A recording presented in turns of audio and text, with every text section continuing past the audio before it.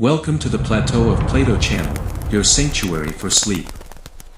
Press your palm to your lips, and let out a deep breath. Do you feel the warmth? Now purse your lips tight and blow sharply. The air has turned cool. To an ordinary soul this is a trifle, but to Anaximenes that simple motion hid the key to the arrangement of the whole universe. We are bound for Miletus in the year 585 BC, a city where the mind had learned to predict heavenly signs and to see in empty space the very foundation of all that is. In that year, when the sun took it into its head to go out in the middle of a bright day, the first cry of a newborn child sounded in the respectable house of Epilogue in Miletus. This boy was fated to turn plain ordinary air into a divine substance. While frightened soldiers on the banks of the river Halys dropped their swords, believing a solar eclipse to be the wrath of the gods, little Anaximenes drew his very first breath. He did not yet know that this invisible motion would become for him the key that unlocked the riddle of the whole universe. Miletus in those days looked like a great kettle forever boiling, where instead of soup it was history itself that simmered. If you had walked along its waterfront in the middle of the 6th century BC, the first thing you would have caught on the wind would not have been salt, but the thick sticky smell of pitch used to caulk the sides of the triremes. In the harbor of the Lion there was hardly room for an apple to drop, so crowded were the ships from Egypt, Lydia, and far Phoenicia.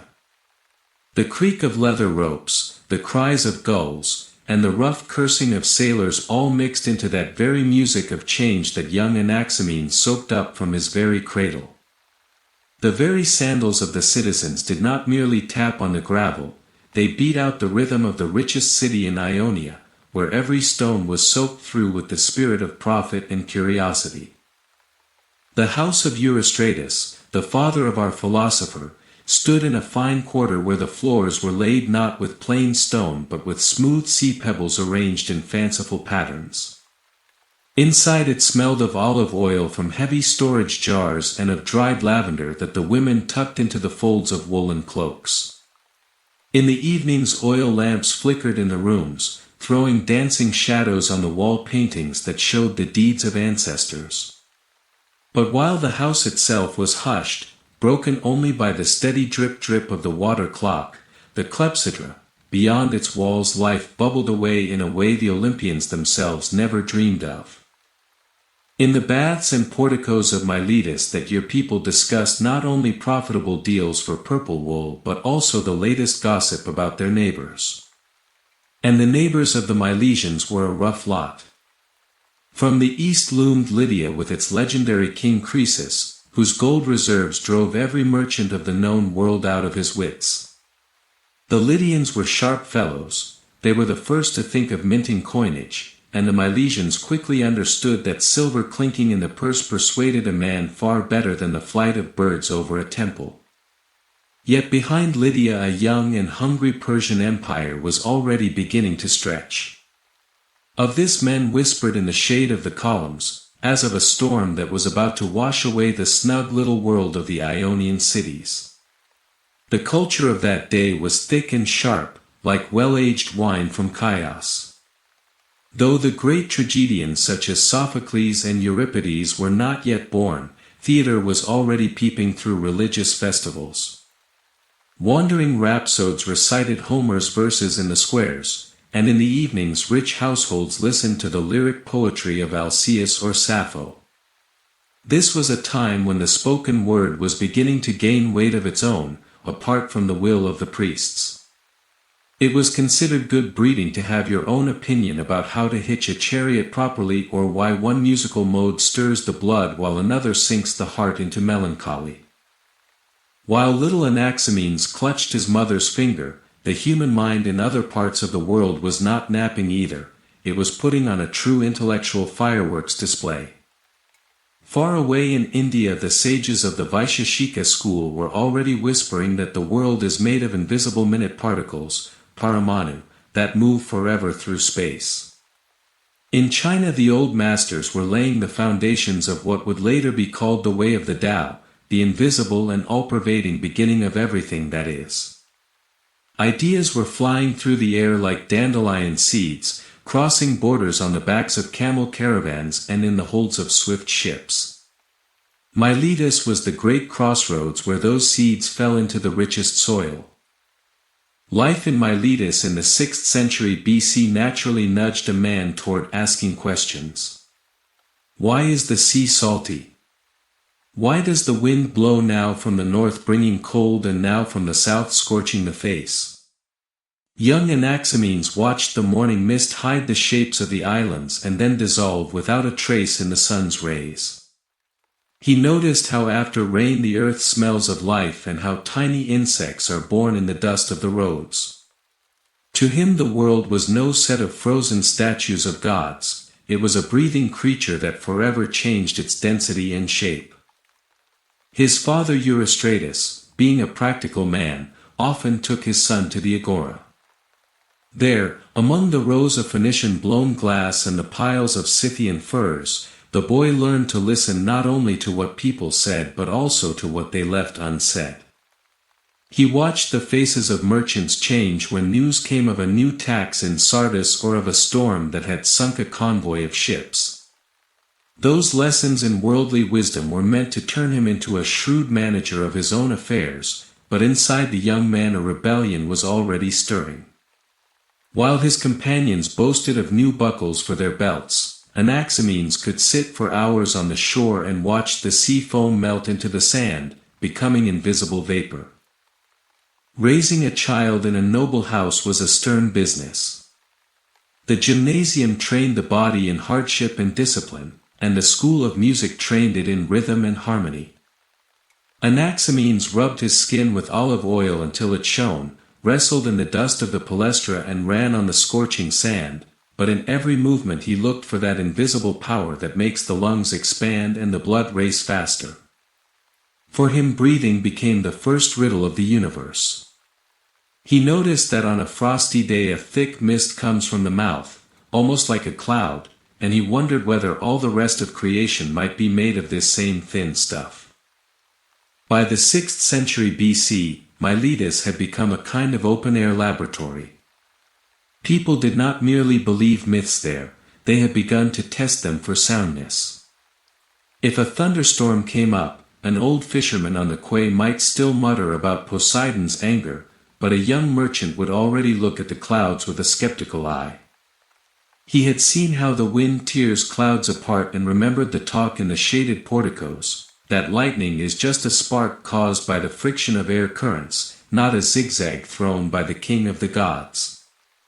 Anaximenes grew up in the midst of that great turning, when the world was shifting from fable to observation. He had been taught that the gods dwell on Olympus and rule the world by their whims, but the boy could see that nature works by other rules. Why does water freeze into ice and become hard as stone, then melt again into clear liquid and fly away into the sky? What force makes that invisible spirit, which the Greeks called pneuma, change its forms? Anaximenes sensed that behind all the bustle of the Milesian markets and the jingle of coins there lay one great truth, as simple and all-pervading as the air itself. Thus, among the olive groves and marble halls of Miletus, a man was growing up whose mind had already outgrown his native city. He did not yet know that soon fate would bring him face to face with Anaximander, that bold old man who had taught people not to fear infinity.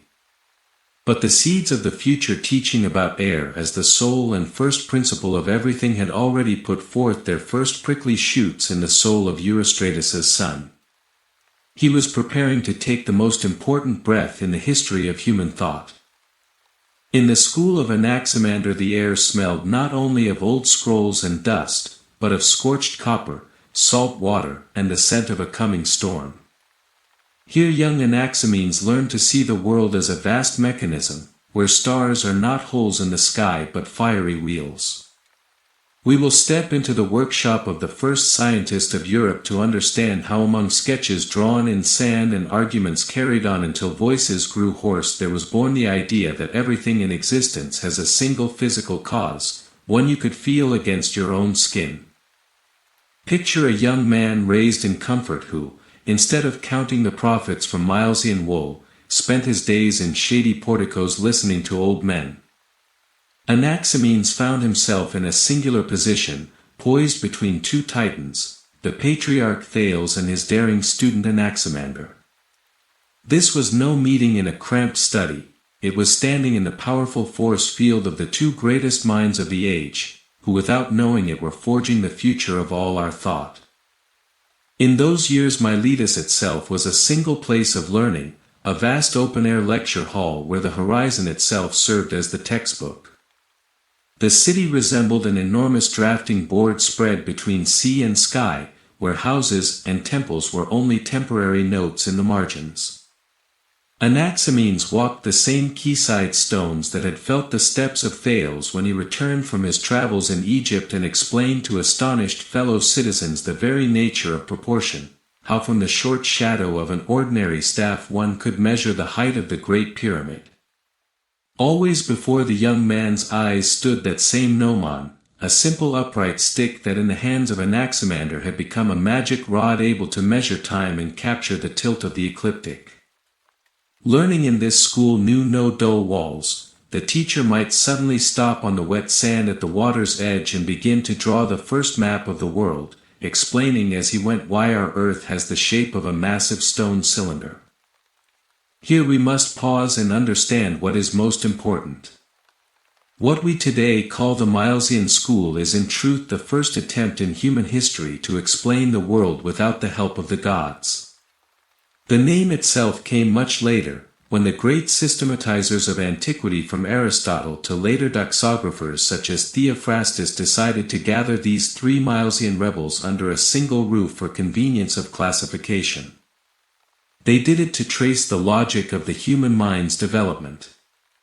But in the 6th century BC this was a living, pulsing tradition, a true intellectual relay race in which the very DNA of all Western philosophy was being laid down.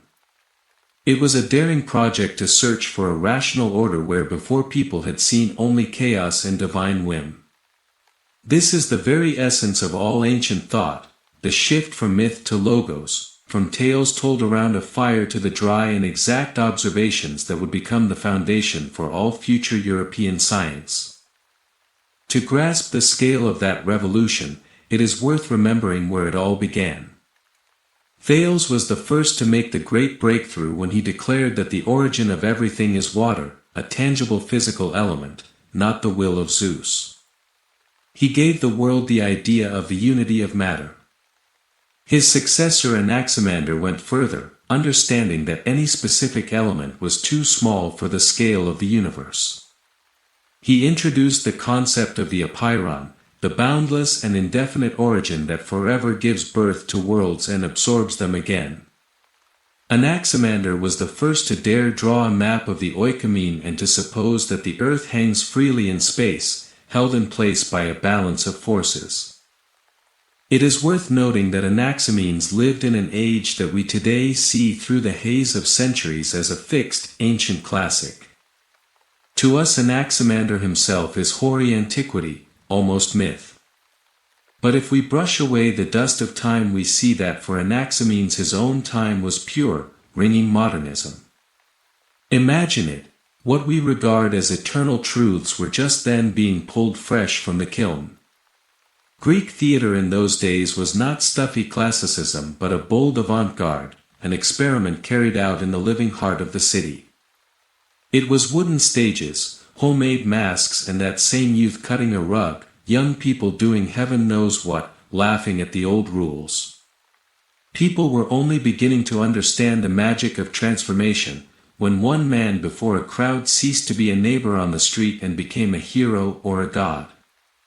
This art of words and daring gestures was entering the very flesh and blood of the Milesians, teaching them that truth can wear many masks and that an argument on stage is only a reflection of the great argument of life itself over how being is arranged. The cultural texture of Miletus was like a layered cake. Old men still habitually scanned the sky at every clap of thunder, muttering ancient spells to appease the Lord of the heavens, but the young were already deep in discussion about why one musical mode lifts the spirits while another sinks the heart into melancholy. It was in this environment that Anaximenes formed himself as a philosopher. He saw the fear of his fellow citizens before the Persian invasion, whose shadow was growing longer each day, and he understood that the only way to keep the mind clear was to find a foundation in the eternal laws of nature. Those laws could not be conquered by the sword or bought with Lydian stators, they were as unshakable as the very sky over Ionia. While Anaximander led him through the labyrinths of his logical constructions about the Apeiron, Anaximenes kept returning to the idea that the first principle must be physically tangible. He respected the grandeur of his teacher, his boldness in declaring that the earth rests on nothing but simply hangs in the center of the cosmos. Yet for the young student that cylinder suspended in emptiness seemed too unsteady.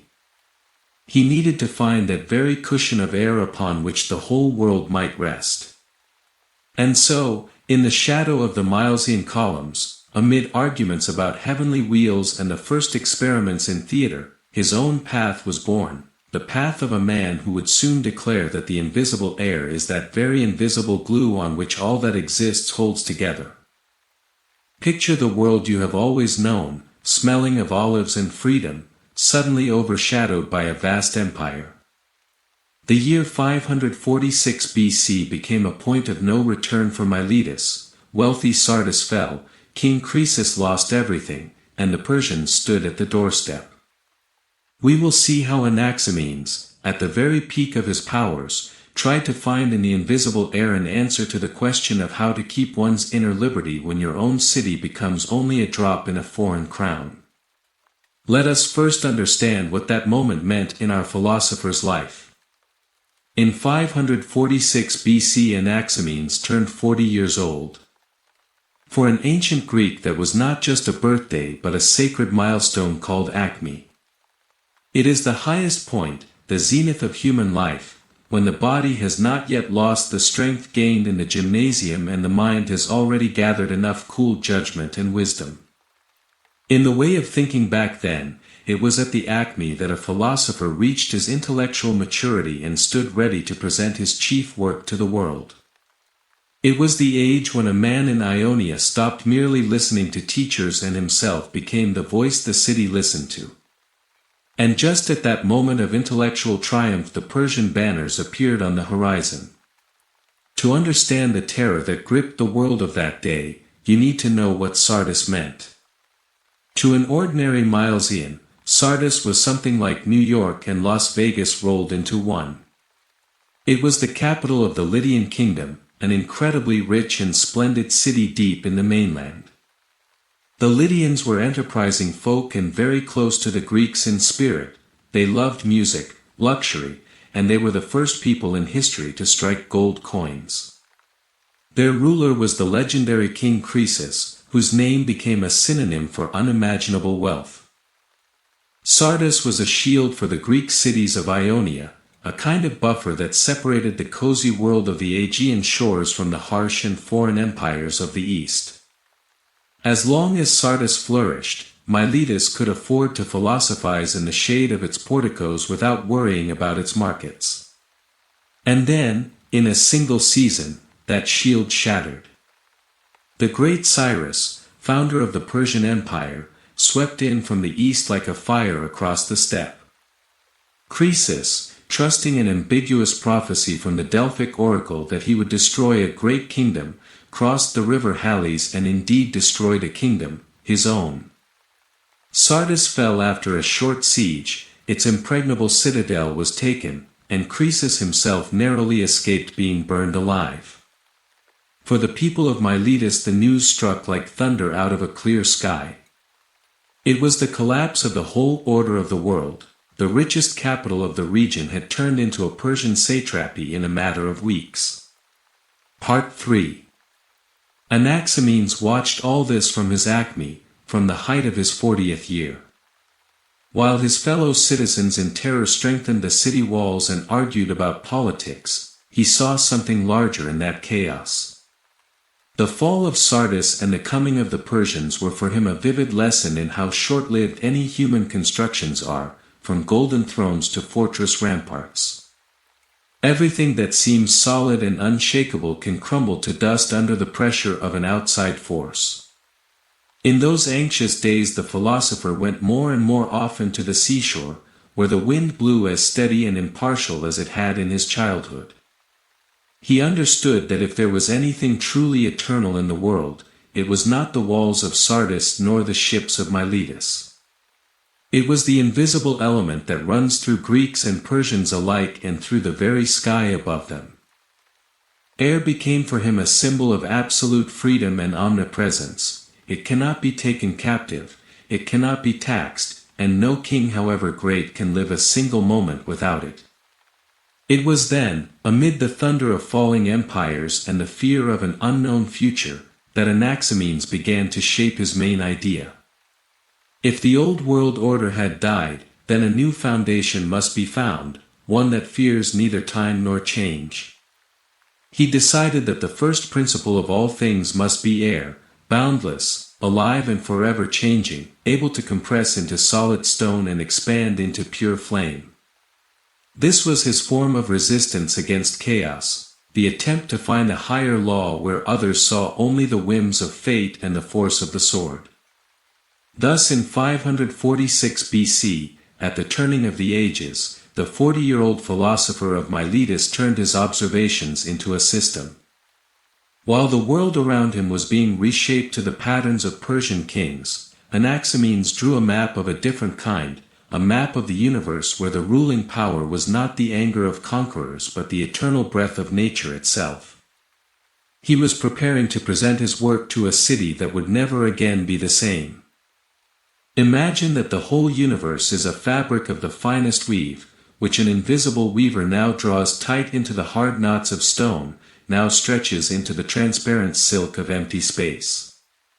For Anaximenes that weaver and the very thread itself was air. Prepare to dive into a philosophy that offered humanity for the first time not just a belief but a mechanism, a simple explanation of how matter is born from emptiness and how life itself is born from matter.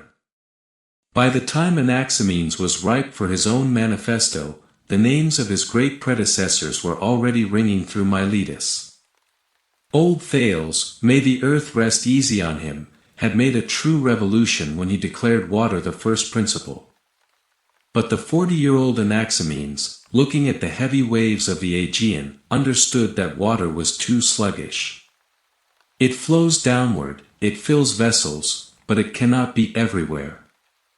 On the other side stood Anaximander with his Apeiron, that boundless and indefinite something which was supposed to be the origin of all things yet could not be touched and was hard even to picture. To the practical mind of Anaximenes this was like trying to build a house on a foundation made of pure fog. And then he made his move, politely setting the ideas of his teachers to one side. He chose air. That Greek word sounds to us merely like air, but for a citizen of Miletus in the 6th century BC it was filled with quite different meanings. Air was not simply the mixture of nitrogen and oxygen from a schoolbook. It was the thick breath of the world, it was twilight, it was the invisible force that makes sails belly out and the human chest rise and fall in steady rhythm. Anaximenes understood that air possessed an ideal set of qualities. It was boundless like the Apeiron, yet at the same time it was physically real like the water of Thales. It cannot be seen, but you can feel it against your skin when Boreas sweeps down from the north. The revolution in Anaximenes' thought lay in this: he was the first in history to remove the gods and their whims from the equation. If air is boundless and in eternal motion, then it itself is the divine. But this is a god without a beard, without a throne, without the bad habits of the Olympians. It is a living, pulsing primal matter that turns itself into everything else. Air in his understanding possessed a soul, not in the sense of a ghost in a sheet but in the sense of a vital force that keeps the cosmos from falling apart. As our own soul, being air, holds us together, so breath and air encompass the whole world.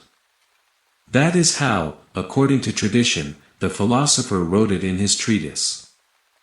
It is interesting that at the very same time when Anaximenes walked the waterfront of Miletus, humanity at the other end of the world was also beginning to draw in truth with hungry breaths. In ancient India the sages were already deep in talk about prana, the life energy that enters a person with every breath and binds him to the cosmos.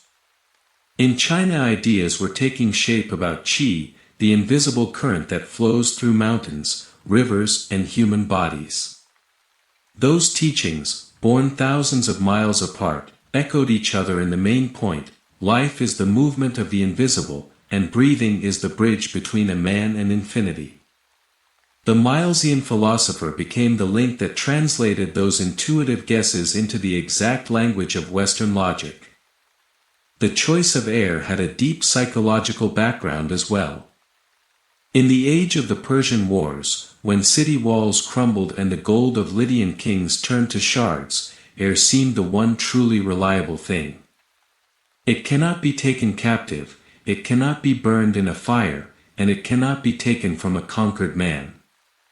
The elusiveness of air became in Anaximenes' eyes the highest form of strength. In a world where everything solid had proved fragile, only the invisible and ever-flowing could claim to be the eternal foundation. Thus was born a conception in which everything that exists is only a different degree of density of one and the same substance. Anaximenes offered humanity the first mechanics of the universe in history. Gold, stone, water, clouds, and even fire itself are simply air, now compressed into the hard knots of matter, now stretched out into transparent emptiness.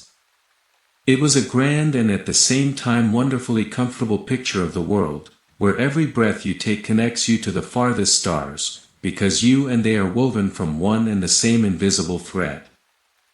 Can the shape of your lips change the laws of nature? Anaximenes was sure it could. While his contemporaries offered sacrifices in the temples hoping for the mercy of heaven, he blew on his own hands trying to understand why breath can be sometimes burning and sometimes icy. Prepared to see the birth of empirical science in its simplest and most brilliant form, where a philosopher's palm became the first measuring instrument in the world. In those days, in the middle of the 6th century BC, truth was thought to descend from above, from the gods or from ancient heroes. If you wanted to know the truth about the order of the world, you had either to listen to the garbled muttering of the Pythia at Delphi, or study the flight of birds, or at a pinch dig through the entrails of a sacrificial ram. The idea that truth could be breathed out of your own lungs and tested by touch seemed to the ordinary people of that time something beyond the pale, almost blasphemous. But Anaximenes, being a true son of Miletus, could no longer content himself with elegant reasoning alone. It was not enough for him simply to declare that air was the origin of everything, he needed to show it. Picture this scene. A mature man at the height of his acme sits in the shade of his house. He has no complex instruments before him, no distillation flasks or scales. He has only his own body and a curiosity as sharp as a Milesian blade. Anaximenes brings his palm close to his face. First he opens his mouth wide and lets out a slow, deep breath. The palm feels a soft, moist warmth, almost like a mother's breath over a cradle. Then he purses his lips into a tight little tube, as if about to whistle or to kiss someone, and blows a sharp stream of air out. What a marvel, the palm feels a distinct coolness. For any other man that would have been a curious observation, forgotten in a minute. But for Anaximenes this small experiment became the first documented physical experiment in history. In that moment empirical science was born, a method that puts observation and testing above even the most beautiful fancy. The philosopher understood that he had just grasped a universal law of the transformation of matter. If one and the same substance, our air, changes its temperature simply by how hard we compress it with our lips, then the whole vast world works exactly the same way. Anaximenes' reasoning was at once ironclad and elegant. He concluded that heat and cold are not independent essences, not gifts of the gods, but merely states of air. When air is rarefied it grows warm and turns into fire. When it is compressed it cools down and becomes wind, cloud, water, earth, and finally stone. This was the first attempt in human history to explain quality through quantity.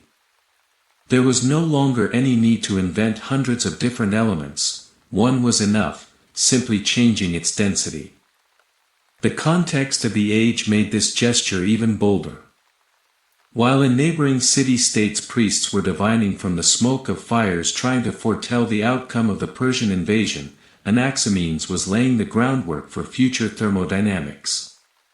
He shifted the focus of attention from the heavens to the earth, or more precisely into the space between a man's lips and his palm. In a world still ruled by myths of Poseidon's wrath and Apollo's arrows, this simple breath on the hand was an act of supreme intellectual courage. The philosopher showed that nature is logical, consistent and, most important of all, testable. That small inhale and exhale paved the way that great physicists and chemists would follow thousands of years later. The idea that the slightest change in density leads to the birth of new properties of matter became the seed from which the whole edifice of modern thermodynamics would grow.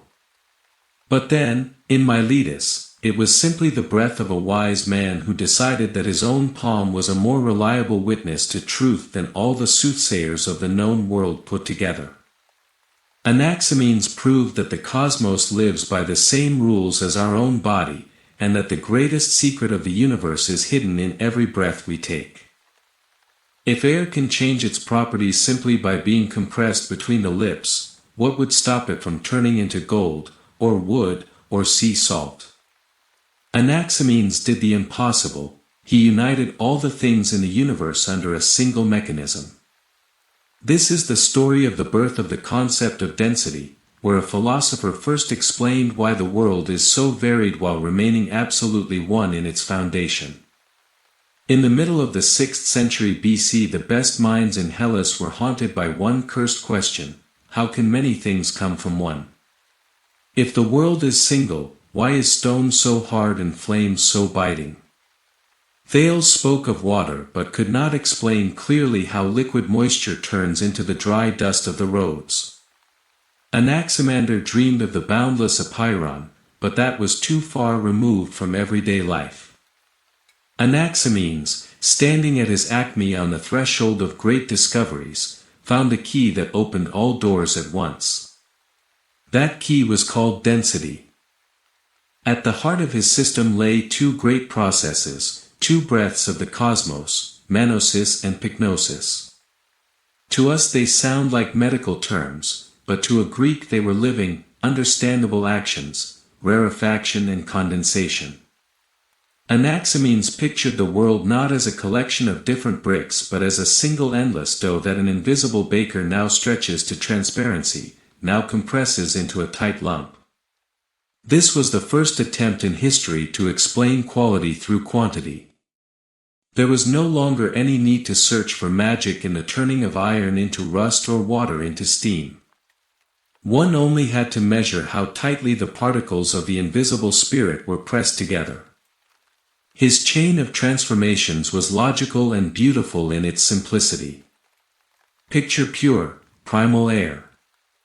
When it is rarefied to the utmost, passing through manosis, it grows hot and turns into blinding fire. If the air begins to condense, passing through pyknosis, it changes its masks in succession. First it becomes wind, then it gathers into thick clouds which grow heavy and pour down as water. But the great compression does not stop there. Water, condensing still more, turns into earth, and earth in the end becomes stone, the densest and coldest form of divine air. Here Anaximenes returned again to his experiment with the palm, but now the scale of his thought encompassed the stars. Temperature became for him the main indicator of density. The wider the air spreads its wings, the hotter it is, the harder the vice of space squeezes it, the colder it grows. That is why for him the sun was a fiery disk born from the utmost rarefaction, while our earth was a cold, solid bastion where air was compressed to the limit. This was pure physics, from which the haze of ancient tales had been blown away. In those years, when the shadow of Persian dominion lay over Ionia, this idea of the unity of matter gave a remarkable sense of calm. If everything around, from the golden throne of King Cyrus to the ragged cloak of a beggar in the port of Miletus, consists of one and the same air, then the differences between people do not seem so unbridgeable. Geopolitical storms were seen by the philosopher as temporary eddies in the great ocean of air. Persians and Greeks, conquerors and conquered, all of them breathed the same sky and were woven from the same invisible fabric, which had merely taken on different shapes under the pressure of circumstance. Anaximenes' discovery of density became the foundation on which, centuries later, the whole edifice of modern science would rise. He anticipated our understanding of the states of matter. We know today that gas, liquid and solid differ only by the distance between their molecules and the speed of their movement. Anaximenes did not know the word molecule, but he sensed the very essence of the process. He took the first step toward the periodic table by supposing that behind all the variety of nature lies one single substance, changing its form according to the laws of mathematics and physics. Thus in quiet Miletus an idea was born that forever changed our view of things. It turned out that the world is not a storehouse of unrelated objects but a living, breathing whole, where stone is simply very strongly frozen in compressed air, and fire is the same air that has found freedom. Anaximenes taught us to see unity where others saw only chaos, and that knowledge became the most precious cargo ever to leave the harbors of Miletus. Imagine the whole universe as a giant blacksmith's bellows, now blowing up the flame of stars, now forging the heavy weight of planets. Anaximenes was the first to understand that nature does not merely consist of something, it constantly does something. We will step inside this global process to see how the introduction of the concepts of condensation, pyknosis, and rarefaction, manosis, forever changed our understanding of matter. To grasp the scale of Anaximenes' thought, we need to go back for a moment to his teacher, the great Anaximander. That man was a true revolutionary. He was the first to imagine that our earth rests on nothing and floats in the center of the world simply because it is equally distant from every edge of the universe. It was a brilliant abstract guess. But Anaximenes, for all his love of his master, had a different, more physical cast of mind. That emptiness beneath his feet felt too uncomfortable. He showed that sacred boldness of a pupil which drives science forward. He decided to give the world back its foundation, but to do it not through ancient tales but through the concrete mechanics of the medium. At the heart of his system now lay two great processes, two breaths of the cosmos. The first was rarefaction, manosis. Imagine stretching the finest silk. The wider you spread it, the more transparent and light it becomes. For Anaximenes the utmost rarefaction of air meant its turning into fire. This was the way upward, toward light and heat. The second process was condensation, pyknosis. This was the way downward, when invisible air begins to press upon itself, becoming ever denser, heavier and colder. Here Anaximenes made his great scientific move. He declared that all the differences between things are not differences in their nature but only differences in the degree of their compression. There was no more need to guess why stone is hard and wind is not. It was all a matter of the intensity of pyknosis. Air, condensing, first becomes wind, then cloud, compressed further, it turns into water, then earth, and finally into the densest and coldest formations, stones. This was the first attempt in history to explain the whole variety of the world through a single quantitative change in density. Yes, from the height of our own time we understand that Anaximander in his guess about the earth floating in emptiness was perhaps more right. But Anaximenes' error was not a step backward, it was an attempt to find a tangible, demonstrable cause for the existence of things. His right to be wrong became a driving force of science because he proposed not merely an idea but a working mechanism. He stripped the world of magic, replacing it with a physics of transformation, where every object is only a temporary halt of air on its endless path from rarefied flame to compressed granite. Thus in Miletus an idea was born that turned chaos into a strict system.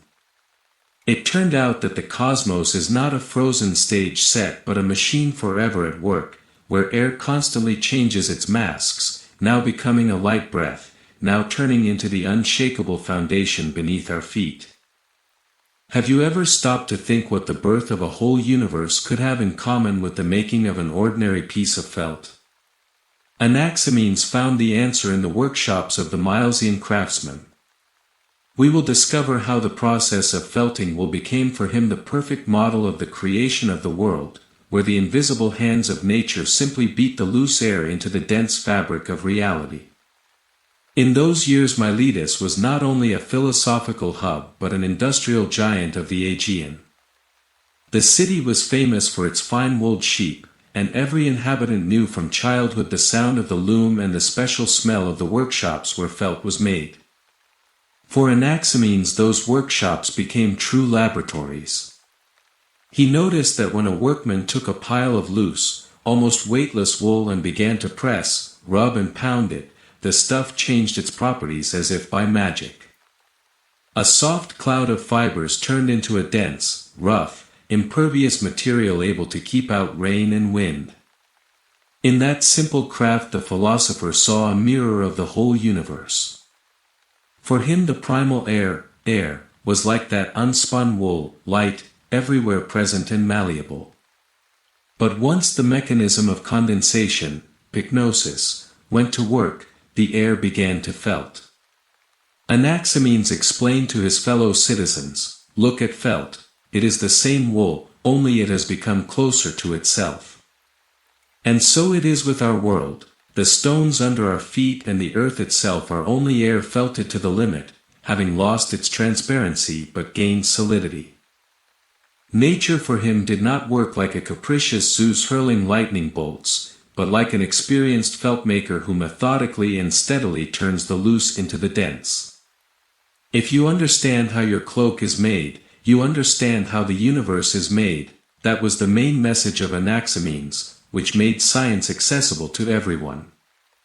That homely metaphor became a bridge to understanding the strict hierarchy of all that exists. It showed clearly that there is no mystical gulf between the invisible spirit and the solid body. There is only a different degree of packing of the material. This image of the cosmic felt prepared the minds of his contemporaries to accept the next idea, the great ladder of being, where everything from the lightest fluff of clouds to the heavy tread of stone occupies its proper place according to the strength of the felting. If the world is made of one single substance, what keeps it from falling into chaos? Anaximenes introduced the law of hierarchy. The more air you have in you, the closer you stand to divine light. We will walk up the steps of his cosmology to understand how great condensation created order from emptiness and why our existence is only a temporary halt on the endless ladder of transformations. In this system there is no room for chance. Anaximenes was the first to arrange all the elements of nature in a strict order, a kind of golden chain of transformations. At the very top of this ladder stands fire, the utmost rarefied, hot and radiant air. Descending one step lower, we meet air itself in its primal, invisible state. But when the process of condensation, pyknosis, gathers strength, wind is born, and as it grows denser it turns into clouds. From there the path leads downward to still greater weight. Clouds pour down as water, water freezes into earth, and earth in its final compression becomes stones, the densest and most sluggish form of being. This is no frozen, dead structure but an ever-living flow. Matter constantly moves up and down these steps. Rarefaction, manosis, lifts it toward the stars and light, while condensation sends it back to the heavy silence of stone. The logic of density here is flawless. Things occupy their places not by anyone's whim but according to how tightly their original material has been felted. This latter holds the world in balance, keeping it from flying apart into emptiness on one side or turning into a single cold boulder on the other. Every element is simply a point on the scale of pressure and temperature. Such an order gave a man of the 6th century BC a wonderful sense of belonging to the whole. You were no longer a grain of sand lost in chaos, you were part of a great cycle. And if the stones under your feet are only sleeping air, what then is it that makes you move, feel and think? Thus the great ladder of being leads us to the most intimate question, where on these steps does the human soul find its place? In a world where everything tends to condense into cold stone, what is it that makes us move and think? Anaximenes found the answer in the most elusive of elements. Prepare to see the soul as the inner air that binds us from within, working as a living safeguard against entropy and decay. For Anaximenes the soul was not something mystical or separate from nature. He set down a brilliant formula, as our soul, being air, holds us together, so breath and air embrace the whole world. In that short phrase the concept of the unity of the macrocosm and the microcosm was born. We are small copies of the vast universe, and we work by the same blueprint. In this system air acts as the invisible glue of our life. As long as we breathe, a dynamic equilibrium is preserved inside us that keeps the processes of condensation from turning our body into inert matter. The soul is that same divine air, only enclosed within the bounds of human form. It rules us just as the infinite air rules the whole universe. Life, according to Anaximenes, is the eternal movement of air, and as long as that current flows through us we remain part of the divine process. This idea had colossal importance for the future.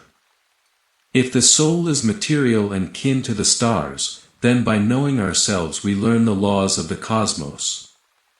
Anaximenes stripped death of its mystical terror by presenting it simply as the return of the individual breath to the great ocean of air.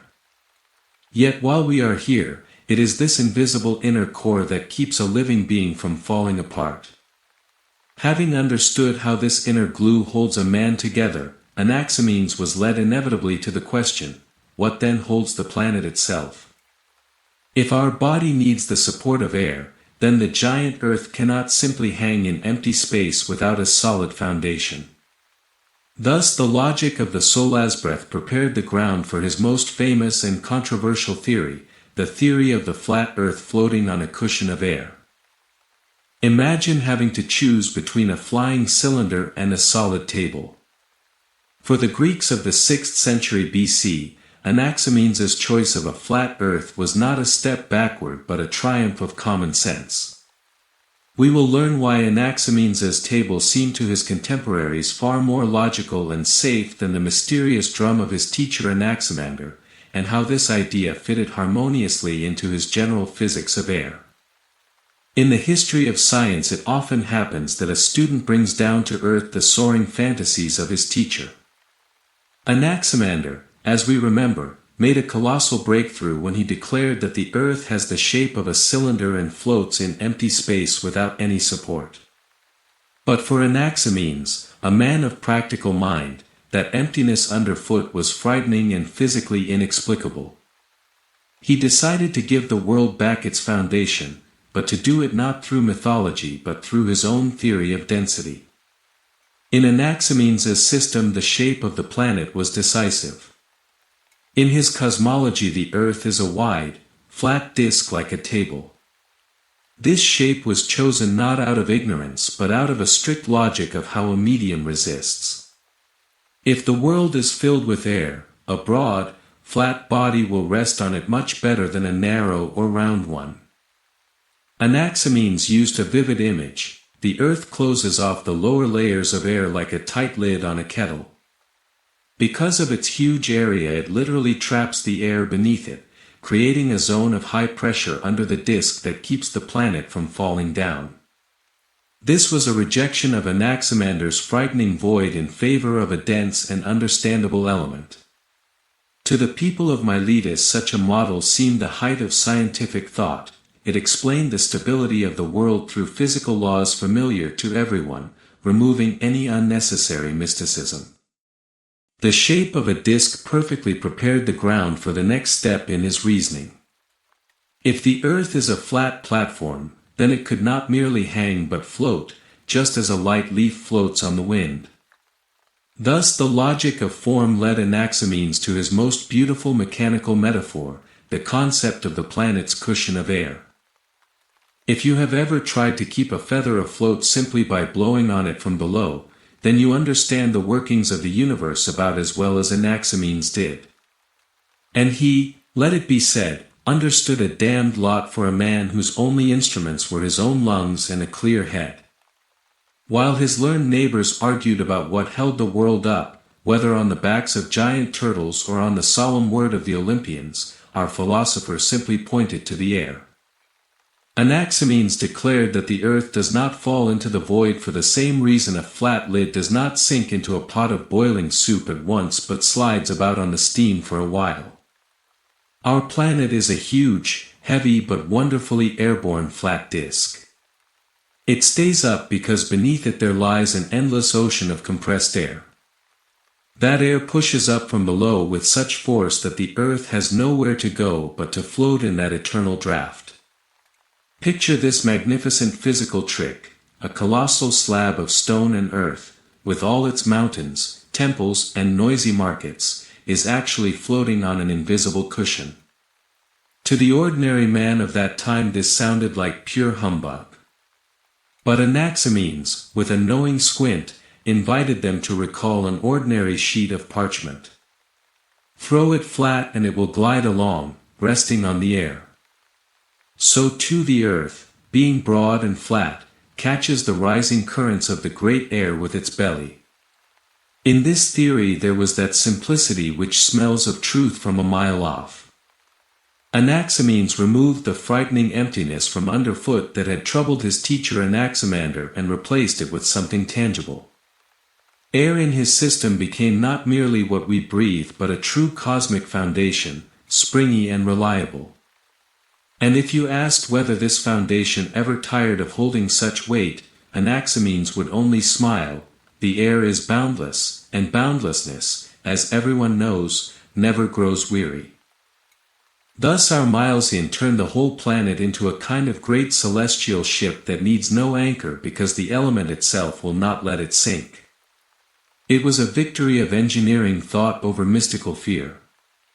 The world turned out to be not hanging on a thread of fate but resting firmly on a cushion made of the very substance we breathe every second.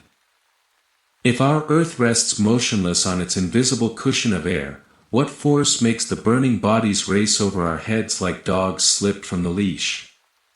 We are used to thinking that the stars belong to the gods, but Anaximenes decided that the sky is simply an extension of the earthly kitchen. Prepare to learn how ordinary vapor from the coastal marshes turned into the blinding sun and why the great fires of the cosmos are only light leaves caught in a heavenly draught. As we recall, in the year 546 BC Miletus was an uneasy place. On the eastern horizon the cavalry of the Persian king Cyrus was already raising clouds of dust, and in the baths people talked of nothing but the fall of Sardis and the decline of Lydian power.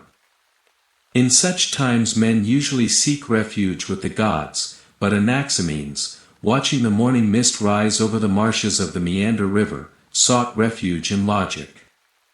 While whispers of Zeus's anger ran through the agora, our philosopher studied the workings of an ordinary Greek house, where a pot always simmered on the hearth and oil lamps smoked under the low ceilings. His teacher Anaximander, a man of broad vision, had pictured the cosmos as a heap of gigantic fiery wheels.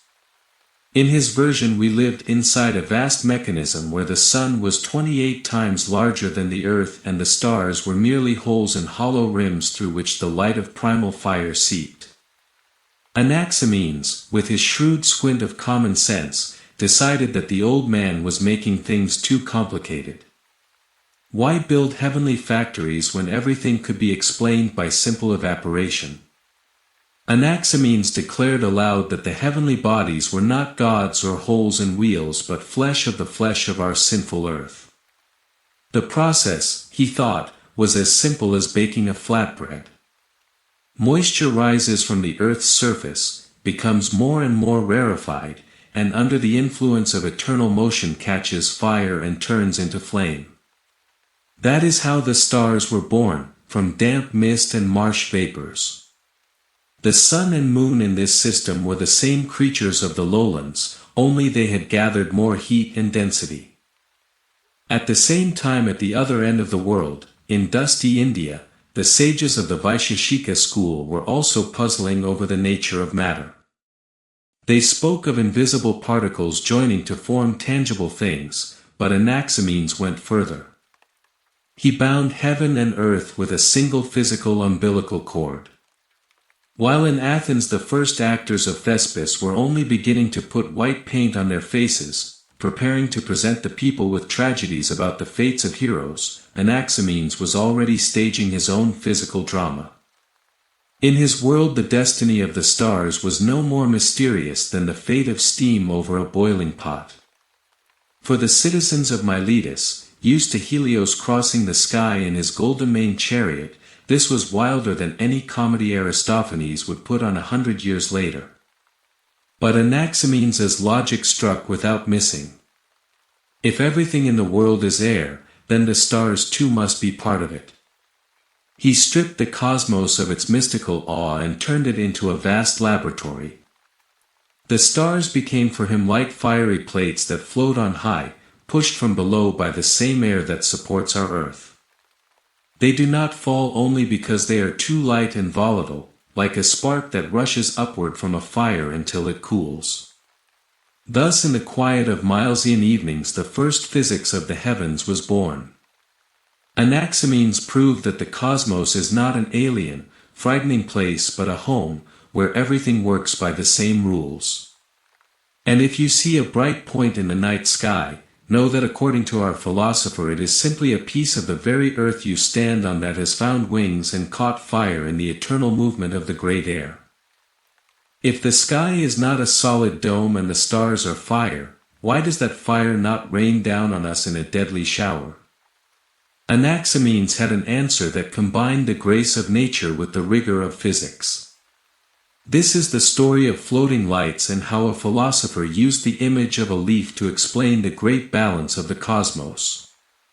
Prepare to see the sky not as a complex mechanism but as a living autumn garden, where the stars obey the will of an invisible wind.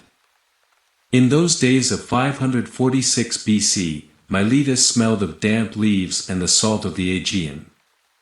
Autumn storms already raced along the coast of Ionia, stripping the golden leaves from the shore groves. Walking through a garden to the cries of gulls, Anaximenes watched an ordinary plain leaf snatched by a sharp gust of wind. Instead of dropping like a stone, it began to glide, tracing curious circles in the air. To a man of his cast of mind this was not merely a pretty sight, it was a ready-made scientific model. He reasoned in straightforward fashion. If our great earth floats on a cushion of air like a lid on a pot, why should the stars not do the same? Anaximenes declared that the heavenly bodies are thin, flat and wonderfully light fiery plates. They are like those leaves beneath our feet, only woven from the finest, rarefied air that caught fire from the furious speed of its own motion. For him the whole cosmos was filled with that invisible breath, that eternal draught that keeps the heavenly flame from dying out or crashing down on our heads. While in Sicily Pythagoras was already beginning to seek mathematical harmony and the music of the spheres in the movement of the planets, our Anaximenes in Miletus sought the pure mechanics of wind. He needed no complex formulas to explain balance. He saw it every day in the harbor, when the sails of trading triremes filled with wind and kept the heavy ships afloat. In his picture the stars too are sailboats on the ocean of air, obedient to its will and force. The geopolitical quiet that had settled after the coming of the Persians, strange to say, only encouraged such thoughts. When your earthly world has been conquered and bounded by the will of satraps, the sky remains the only place where you can still search for absolute freedom and order. The Milesians listened to Anaximenes and felt a strange calm. If even the sun is only a drifting leaf, then in the great chaos of change there must be unshakable rules. Yet this poetic image of the cosmic garden inevitably led to a trickier question. If all the stars are leaves on the wind, why do some of them sail through the sky in orderly ranks, never straying from their path, while others, the ones we call planets, behave like drunken sailors, wandering among the constellations according to their own whims? That very question would become the foundation for the first classification of heavenly bodies in history. In the harbor of Miletus every sailor knew, there are beacons that always stay in place, and there are the lights of foreign ships that roam the waves. Anaximenes carried that experience over to the sky. We will examine why in his system some fiery leaves were nailed to the celestial vault while others remained free wanderers. Prepare to see the first classification of heavenly bodies in history, born from simple observation of the night horizon. In those days of 546 BC, Miletus was like a stirred-up anthill. While the Persian king Cyrus the Great was redrawing the map of the world, swallowing one Greek colony after another, the people of Miletus were learning to value what cannot be taken by force of arms: personal freedom and clarity of thought. Anaximenes spent his nights on the flat roof of his house, where the air smelled of cooling stone and bitter sea salt. Below, the city grew quiet under the cries of night birds, while overhead a spectacle unfolded that cried out for explanation. Anaximenes was the first to notice the strange disorder in the sky. Most of the stars moved together in an unbroken formation, like a phalanx of hoplites on parade. But among them a few deserters had insinuated themselves, living by their own rules. These were the planets, wandering lights whose trajectories resembled the flight of a drunken bumblebee more than the strict order of the cosmos. Before Anaximenes, Babylonian priests had recorded those motions for thousands of years, but they saw in them only omens of the gods, promising plague or a rich harvest. Our philosopher, in a manly fashion, set superstition aside and determined to find a physical cause for this disparity. He reasoned as follows: since everything in the world is governed by the breath of air, the difference in the motion of the lights must lie in their sailworthiness. The fixed stars in his system are light sparks, as if glued to the outer shell of the world. The planets, however, are denser and heavier bodies that float in the lower, more turbulent layers of the atmosphere. They are like small ships forced to tack against the wind, while the high stars are caught in the common, powerful current of the cosmic air. At this very time, while the Greeks were only beginning to divide the sky into zones of responsibility, the disputes of ancient astrologers were dying down in the east, and in Athens the theater stages were preparing to welcome the first heroes whose will often came into conflict with the general order of things. Without knowing it, Anaximenes created the first scientific classification in history, dividing the cosmos into a disciplined majority and a free minority. His wandering lights became the first challenge to his own theory, forcing the philosopher to consider how elastic and solid the edge of the world must be. This observation drove him even further. If most of the stars move so harmoniously, then they do not merely float, they rest on something. That thought became a true intellectual thriller of the time. Have you ever wondered why in a world where everything is constantly going haywire, the stars stubbornly keep their places, like soldiers on parade? In that year when Persian cavalry were eating the dust on the roads of Lydia, Miletus did not even stir to close its gates. Its wise men had already talked everything through with the right people. You want to know the secret of why Miletus in those troubled times did not turn into a heap of burnt ruins like its less fortunate neighbors?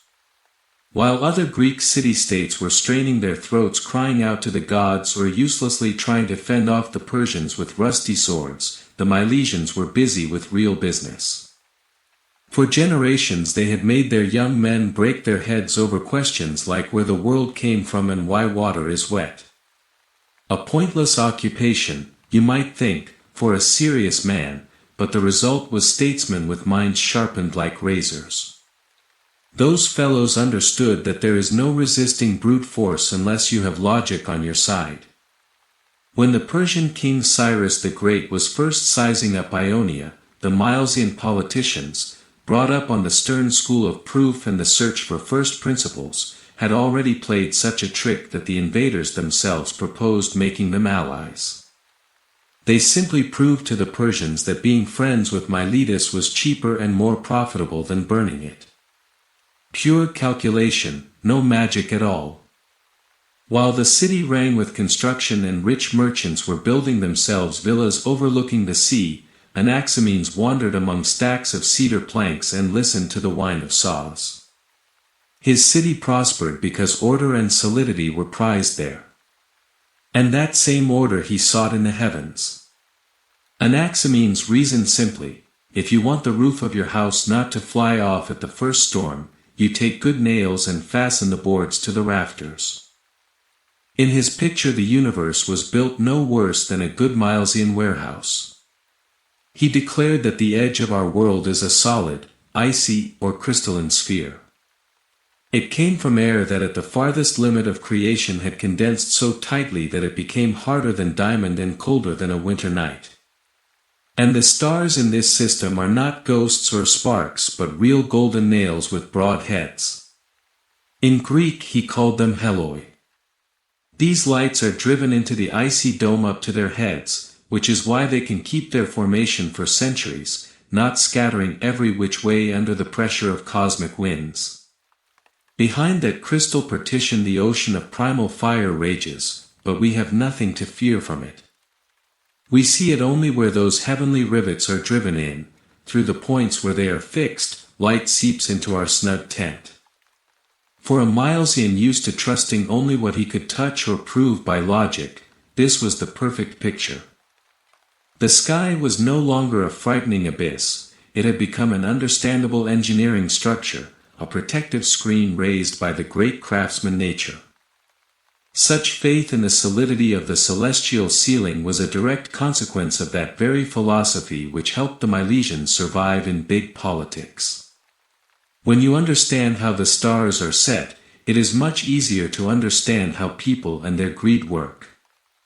Logic in the heavens inevitably led to order in the treasury and safety on the streets. But even in this flawless construction there was one free-spirited stone. The main light, our sun, absolutely refused to follow the general rules and be nailed to the icy crust. It wandered about on its own, and Anaximenes had to invent for it a separate, almost detective story of its travels. Forget the golden horses of Helios. In Anaximenes' world the sun looks more like a red-hot frying pan flying over the world, resting on the elastic air. The philosopher believed that our great light is nothing but an upstart from earthly vapors that happen to burn brighter than the rest. We will look into the mechanics of that heavenly fire through the eyes of Anaximenes and find out why the sun, unlike the nailed-down stars, is forced to run forever in a circle, like a frightened hare chased by its own heat. At noon in the year 546 BC, Miletus fell still. It was that hour of siesta when even the shrewdest merchants hid in the shade of the porticos and the scorching marble of the agora began to smell of dry dust and eternity. The air shimmered with heat, and if you put your hand to a sun-baked stone you could feel a dense, almost tangible wave of warmth rising from it. Anaximenes, sitting in the shade of his terrace and sipping watered wine, watched the blinding disk at its zenith and thought about how many unnecessary things people had piled around that simple fiery pancake. An ordinary Greek of that time, his head stuffed with the songs of Homer, saw in the sky a true blockbuster. For him the sun was the god Helios, son of the titans Hyperion and Thea. Every morning that golden-haired beauty in a gleaming helmet drove out from his golden palace in the east in his dazzling chariot. His horses, Pyroas, Eus, Ethon and Phlegon, bit at their bits and breathed out pure flame as they raced along the heavenly arc toward the western ocean. The Greeks sincerely believed that if Helios slackened the reins for even an instant, the world would either turn into a frozen desert or burst into flames like a stack of dry hay. In the temples people whispered that the sun saw everything that happened on earth, acting as the supreme judge and punisher of perjury. Every night the god was supposed to return in a huge golden cup forged by Hephaestus himself, so that at dawn he could begin his exhausting cross again. Anaximenes, raised in the traditions of Milesian logic, looked at all those tales with the kindly squint of a man who understands how a kitchen hood works. He respected tradition, but his mind demanded mechanics, not mythology. If the young men of Miletus had for generations exercised themselves in explaining the world without the help of Zeus, then it was time for the sun to trade its divine helmet for a physical form. The philosopher declared that the sun is the same kind of fiery leaf as the stars we spoke of earlier. It was born from the same vapors of the moist earth as everything else in the heavens. Only the sun had drawn the lucky ticket. It turned out to be much closer to us than those golden nails driven into the icy dome, and its fiery mass was far more substantial. In Anaximenes' view the sun is a flat, thin plate that floats on high, resting on the elastic layers of air. It does not fall to the earth for the very same reason a light chip does not sink in a swift current. Its furious speed creates such pressure underneath that the air turns into an invisible support. This was a daring thought. The light stays up not by the will of the gods but by its own aerodynamics. While his teacher Anaximander was building a complicated system of giant hollow wheels, Anaximenes' sun became a compact, flying and wonderfully understandable object. In Miletus they liked such free-spirited builders. If the stars in the sky behaved like a disciplined guard nailed to the crystal dome, the sun was a charismatic leader, a free citizen of the cosmos who made his own way.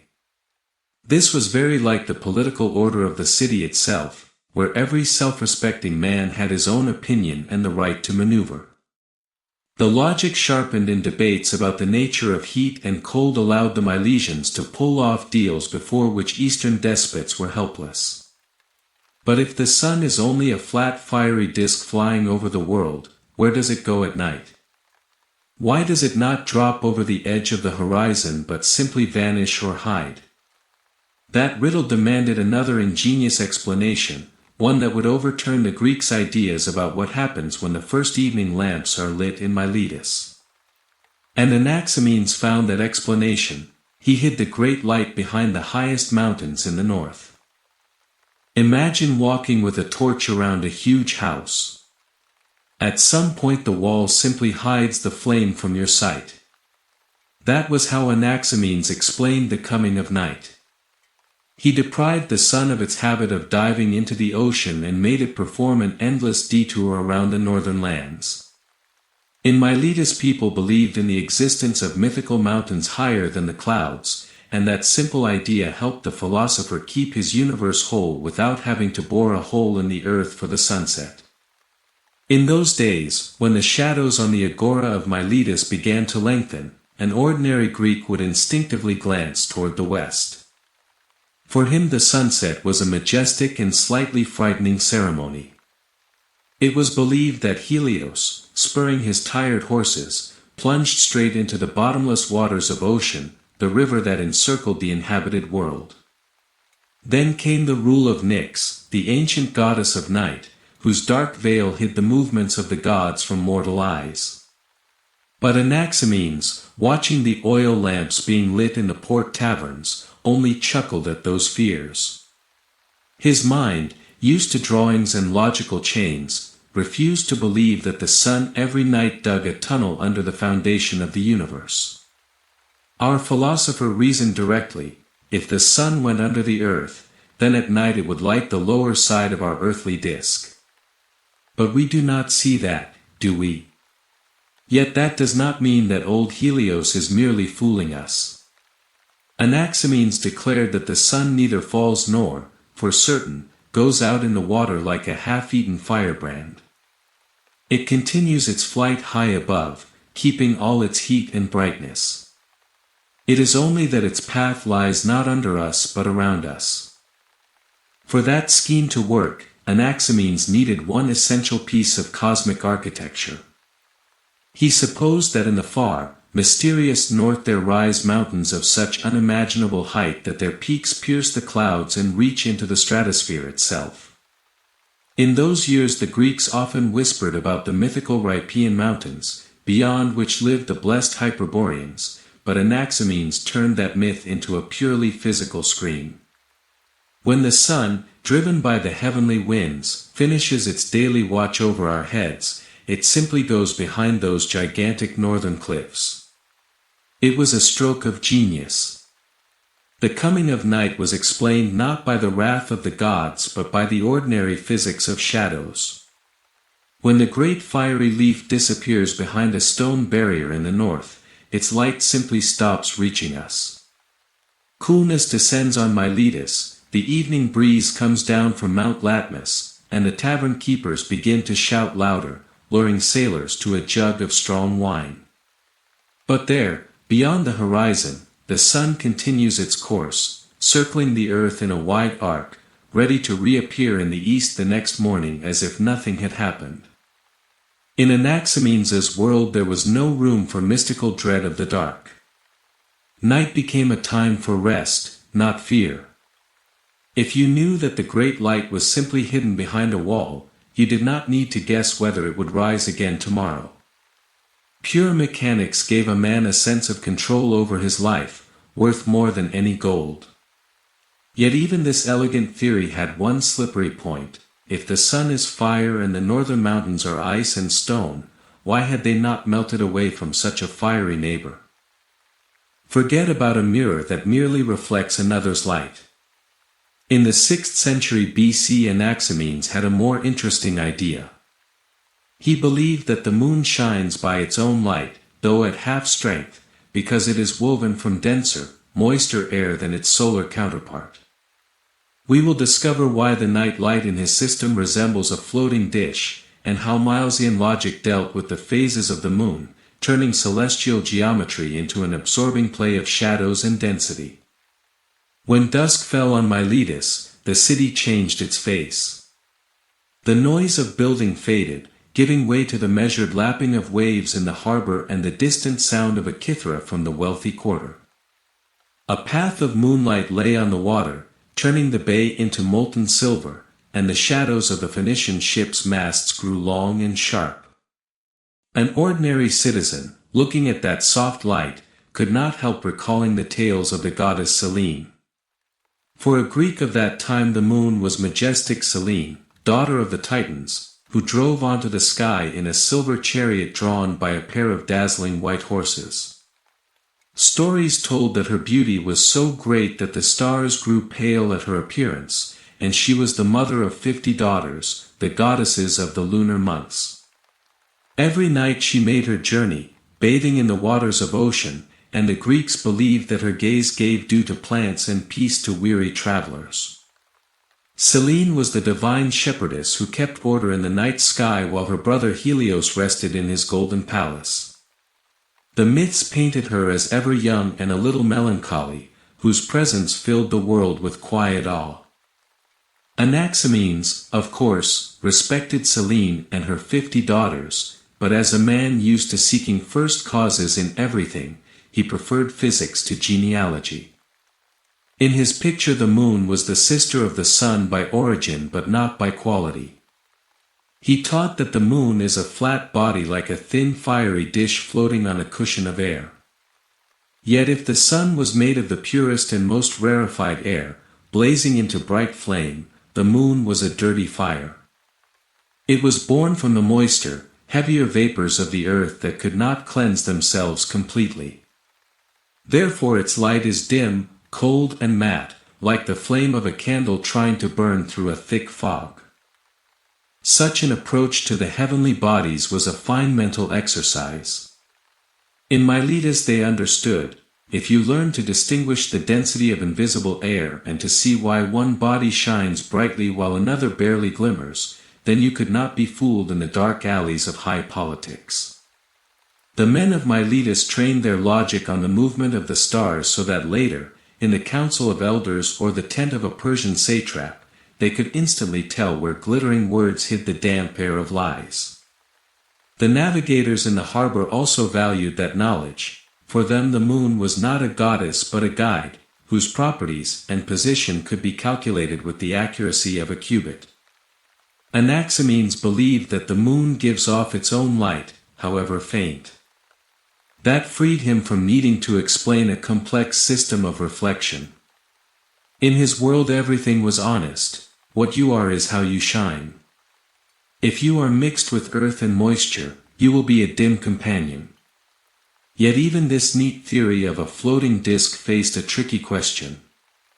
If the moon is itself a source of light, why does it sometimes vanish from the sky or change its shape, turning from a full circle into a slender crescent?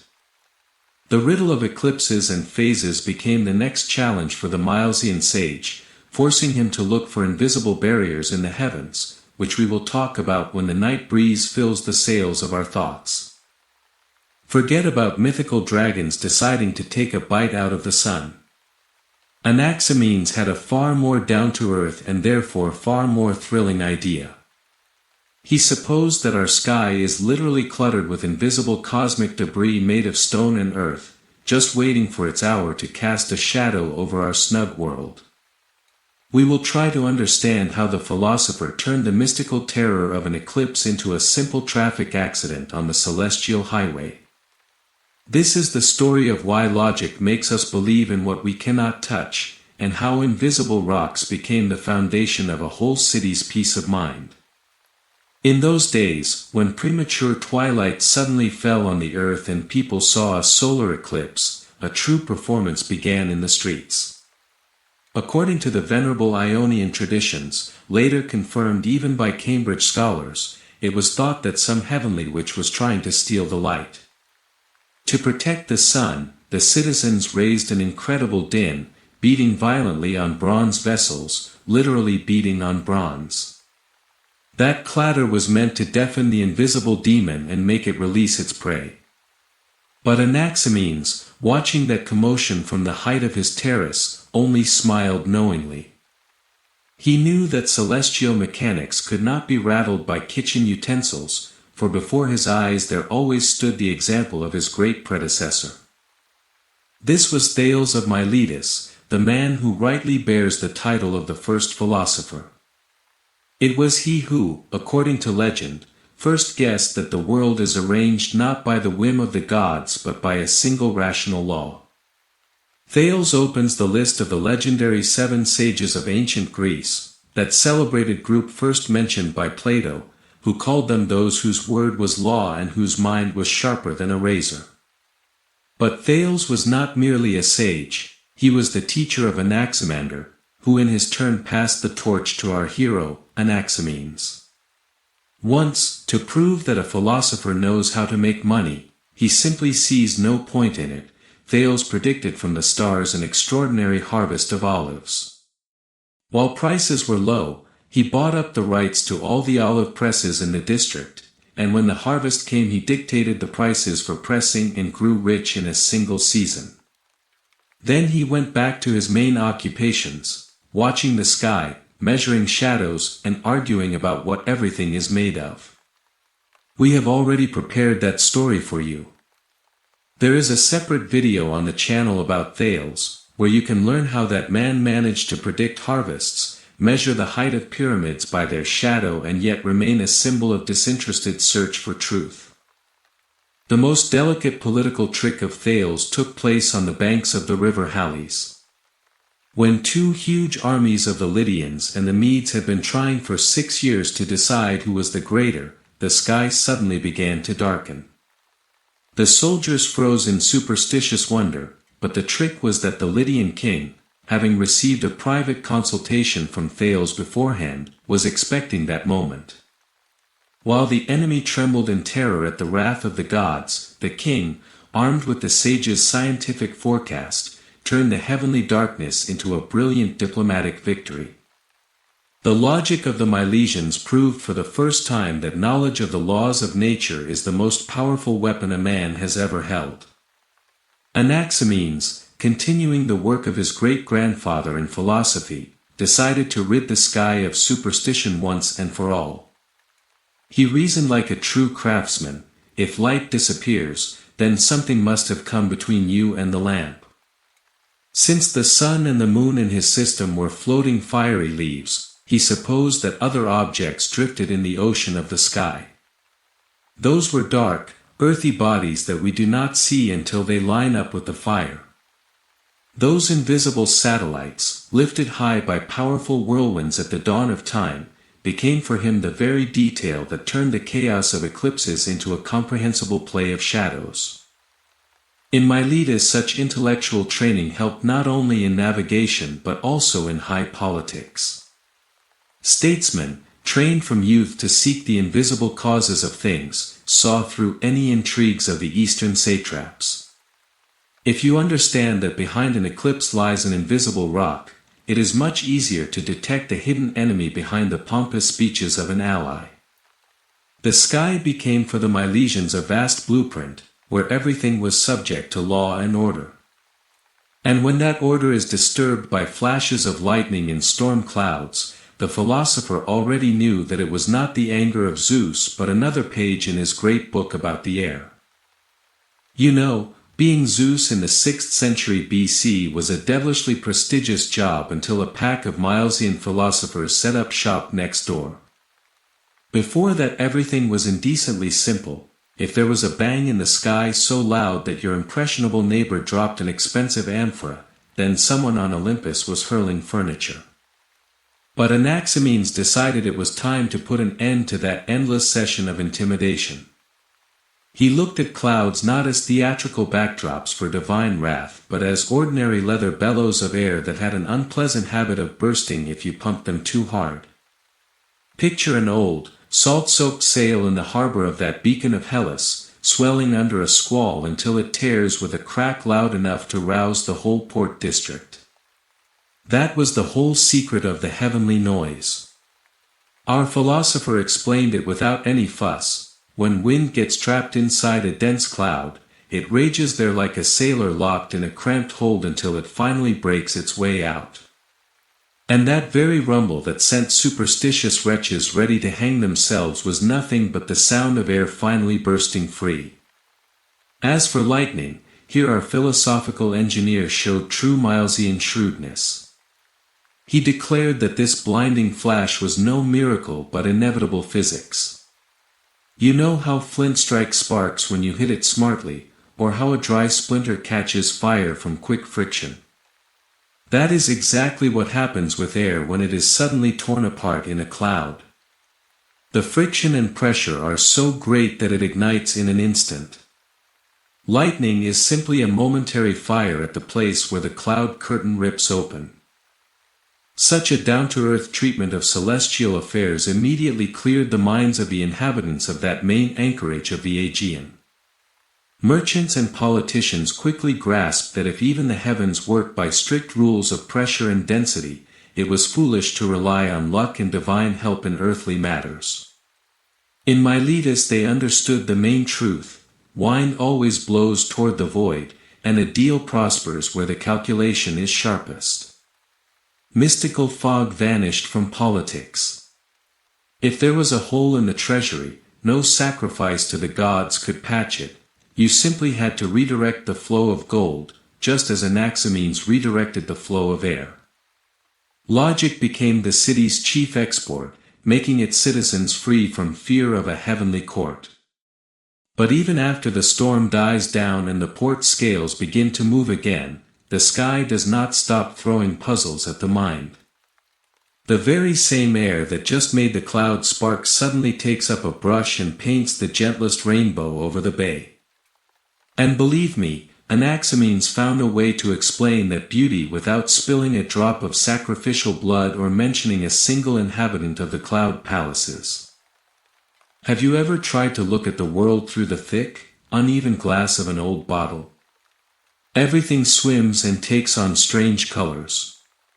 Anaximenes decided that the rainbow is the same thing, only instead of glass we have a dense cloud, and instead of a bottle we have the whole sky.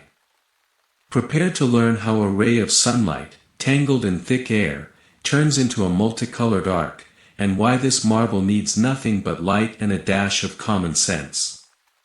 In that main anchorage of the Aegean, after a good storm, there came a special stillness when the air smelled of wet dust and freshness, and the columns of the temples gleamed as if the stone-cutting slaves had just polished them.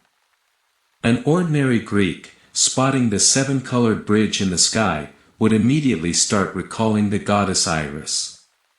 It was believed that this swift-footed maiden in rainbow sandals raced on errands from the gods, leaving a shining trail behind her. But Anaximenes, watching that heavenly decoration, saw not the tracks of divine heels but an ordinary physical dead end. Our philosopher reasoned without unnecessary poetry. A rainbow appears where a sunbeam runs into a truly dense, black cloud that it cannot pierce through. In his system light was a stubborn fellow, but even it gave up before a wall of compressed air. When the rays strike that impenetrable darkness, they begin to stick in it, to refract and to shine in all colors at once, having no way to go further. For Anaximenes the rainbow was not a road to heaven but simply bright proof that air can be so dense that it turns into a mirror for the sun. In Miletus such clear logic was valued above any mystical revelations. While priests guessed from the shape of a rainbow about future harvests or wars, the local generals and navigators learned to see in that phenomenon only fresh confirmation that the world is knowable and logical. In the jewel of Ionia they understood, if you know how light bends in mist, it is harder to blind you with the false glitter of other people's promises. Understanding how the rainbow worked did not make it less beautiful in the philosopher's eyes. On the contrary, an aesthetic that follows law rather than the whim of a goddess seemed to the Milesians far more majestic. But nature is a changeable lady, and the same air that had just played gently with the colors of the rainbow can in an instant turn soft rain into real icy grapeshot, beating down on the vineyards. And believe me, Anaximenes had his own, strictly engineering version of how heavenly water suddenly decides to become harder than stone. Have you ever watched a blacksmith turn a loose, red-hot piece of metal into a ringing steel horseshoe with one precise, heavy blow? Anaximenes believed that the same kind of forge works in the heights of the sky, only instead of an anvil there is empty space, and instead of a hammer there is a raging invisible current. Prepare to learn how icy grapeshot is born and why, for soft water to become stone, it needs no winter cold but only colossal pressure. In those days people were used to seeing hail as a scattering of frozen tears or angry stones thrown by some divine hand. But our philosopher saw in that phenomenon a triumph of force over matter. For him the turning of moisture into ice was not a whim of temperature but the result of a merciless crowding. Imagine a heap of wool that is beaten into shape before your eyes until it becomes a solid, impenetrable felt. Or picture a wine press where the lever is turned all the way down, squeezing soft grapes into hard cake. In Anaximenes' view, at the heart of a thunderstorm the air becomes that same hydraulic press. When raindrops fall into the iron embrace of a whirlwind, the wind begins to hammer them together with such fury that they lose their fluidity and turn into a solid mass. Hail is the limit point where the heavenly architect tests matter for strength. First the transparent breath condensed into mist, then into heavy drops, and finally, under the blows of the air ran, it gained the hardness of rock. This was a pure victory of motion over stillness. Ice here is simply water that has had its space for maneuvering taken away. That logic turned the world from a mystical labyrinth into a vast workshop, where everything from a fluffy cloud to an icy missile is made from the same dough, merely kneaded with different force. And if that invisible sculptor can forge stones right in the air, imagine what he can do when his breath is trapped in the narrow stone corridors deep under our feet. Down there, his strength does not merely make a noise, it makes the very foundation of the world crack at the seams. Picture an old, abandoned house where the beams have been rotting for decades and the floors crumbling. At some moment the roof simply cannot bear its own weight and crashes down inside with a roar. Anaximenes believed our planet is arranged much the same way. He held that earthquakes are not the stomping of angry gods but the result of huge chunks of dried-out or waterlogged earth collapsing into vast inner cavities. Prepare to learn why the solid ground under our feet is in fact full of traps and how an ordinary drought can make whole mountains shudder. In those days people were used to blaming all underground troubles on earthshaker Poseidon. It was thought that if the ground began to shake, the Sea Lord, in a bad temper, had struck the world's foundation with his terrible weapon. But our philosopher, accustomed to seeing movement and density in everything, proposed a theory far more reasoned and, to be honest, far more troubling.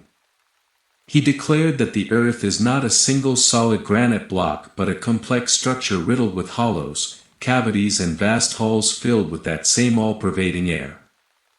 Anaximenes named two extremes as the chief enemies of stability, great drought and great flood.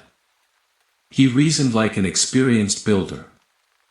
When there has been no rain for a long time, the earth dries out, splits with deep cracks and begins to crumble. Huge slabs of rock lose their binding moisture, grow brittle and at some point simply break off, falling into bottomless underground caves. And the opposite, when heaven pours torrents of water onto the earth, the soil soaks through, loses its grip and slides down like butter melting off a knife. The earthquake itself, in his view, is the physical shock from those colossal masses falling into the void. Imagine dropping a heavy chest in the attic, the whole house would shake from foundation to roof. So too the planet trembles from internal cave-ins. This was a bold conclusion. The earth shakes not because someone strikes it from outside, but because it changes its own structure in response to the whims of weather. That logic turned a geological nightmare into a comprehensible process of wear and tear. There was something very modern in this approach, the recognition that behind outer calm there are always dynamic processes at work. Understanding the true causes of fear always makes a man stronger. If you know that the earth trembles from a collapse and not from your sins, you stop wasting time on useless prayers and begin to build your houses stronger, choosing safer spots. Anaximenes' world was becoming transparent. Even disasters in it obeyed the laws of density and balance. And if such complicated matters could be explained so simply, perhaps the philosopher's success lay not only in his ideas but in the way he set them forth. To be heard, it is not enough to be clever, you must speak in such a way that your words need no translation.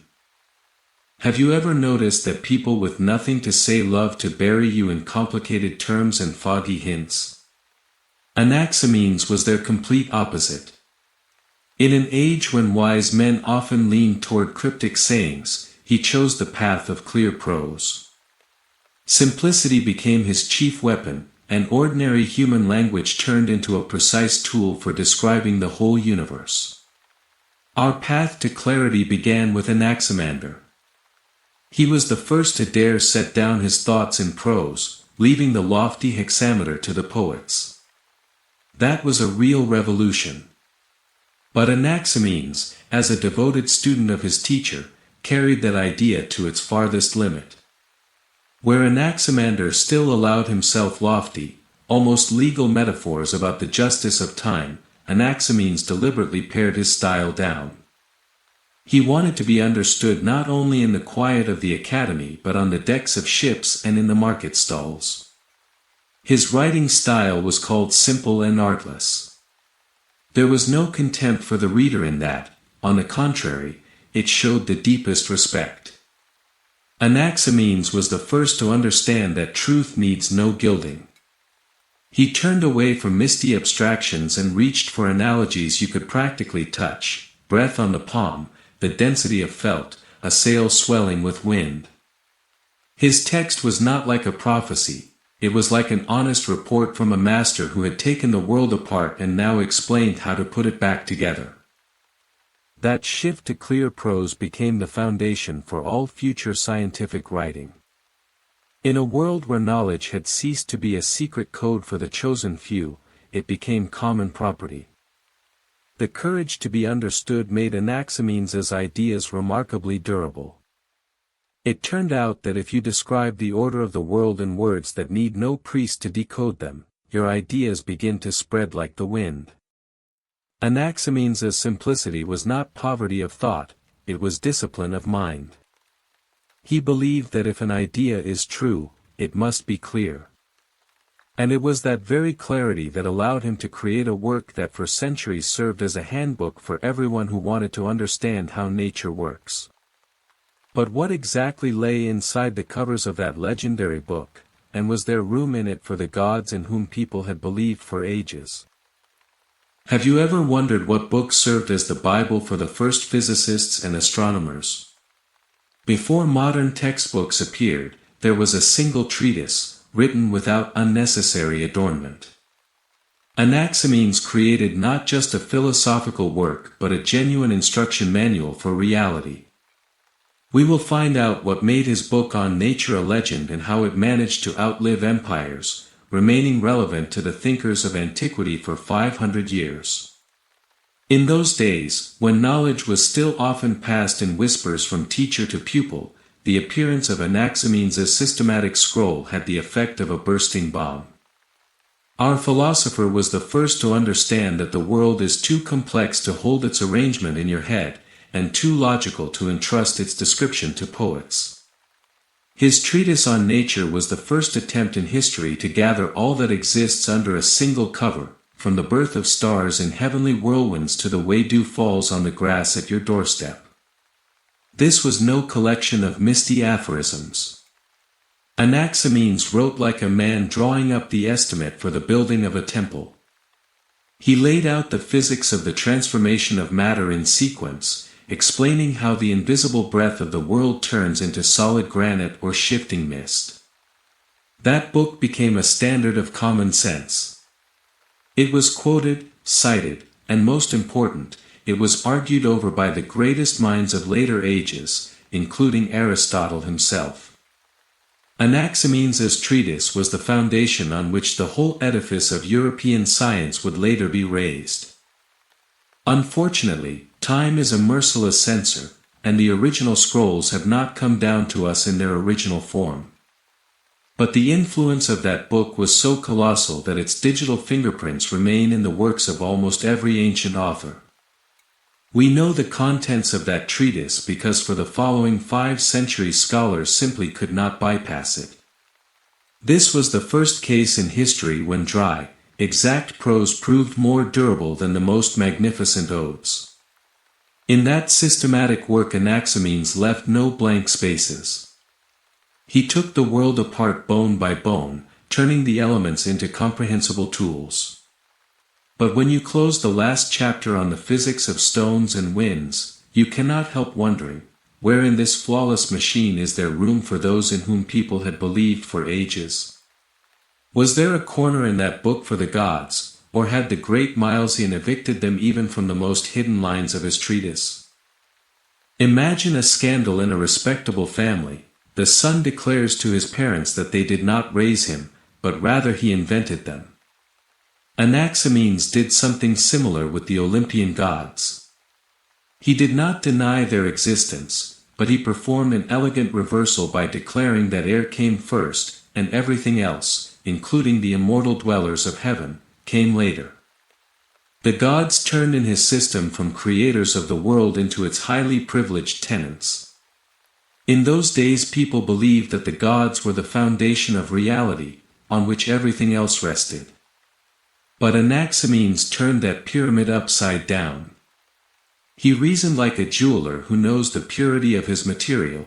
If all that exists is woven from invisible breath, then the inhabitants of the celestial palaces cannot be an exception. In his version, the gods are not external makers of the world but its most successful and highly crafted products, arising from the same original air as you and me.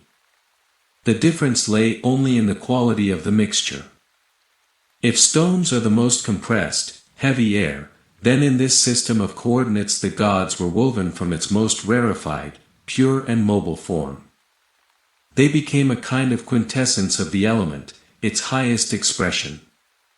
It was a stroke of genius. The philosopher stripped the gods of their capricious exceptionalism. If they themselves are flesh of the world's breath, then they too obey the laws of density and movement, just like an ordinary docker in the port.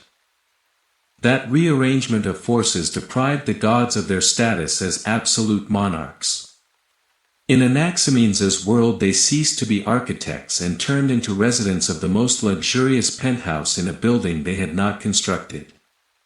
They could not at the snap of a finger repeal the laws of physics or make the wind blow against the rules of density, for they themselves were part of those rules. This was not godlessness but an act of the highest intellectual honesty. Even the highest powers in this system acquired a physical address.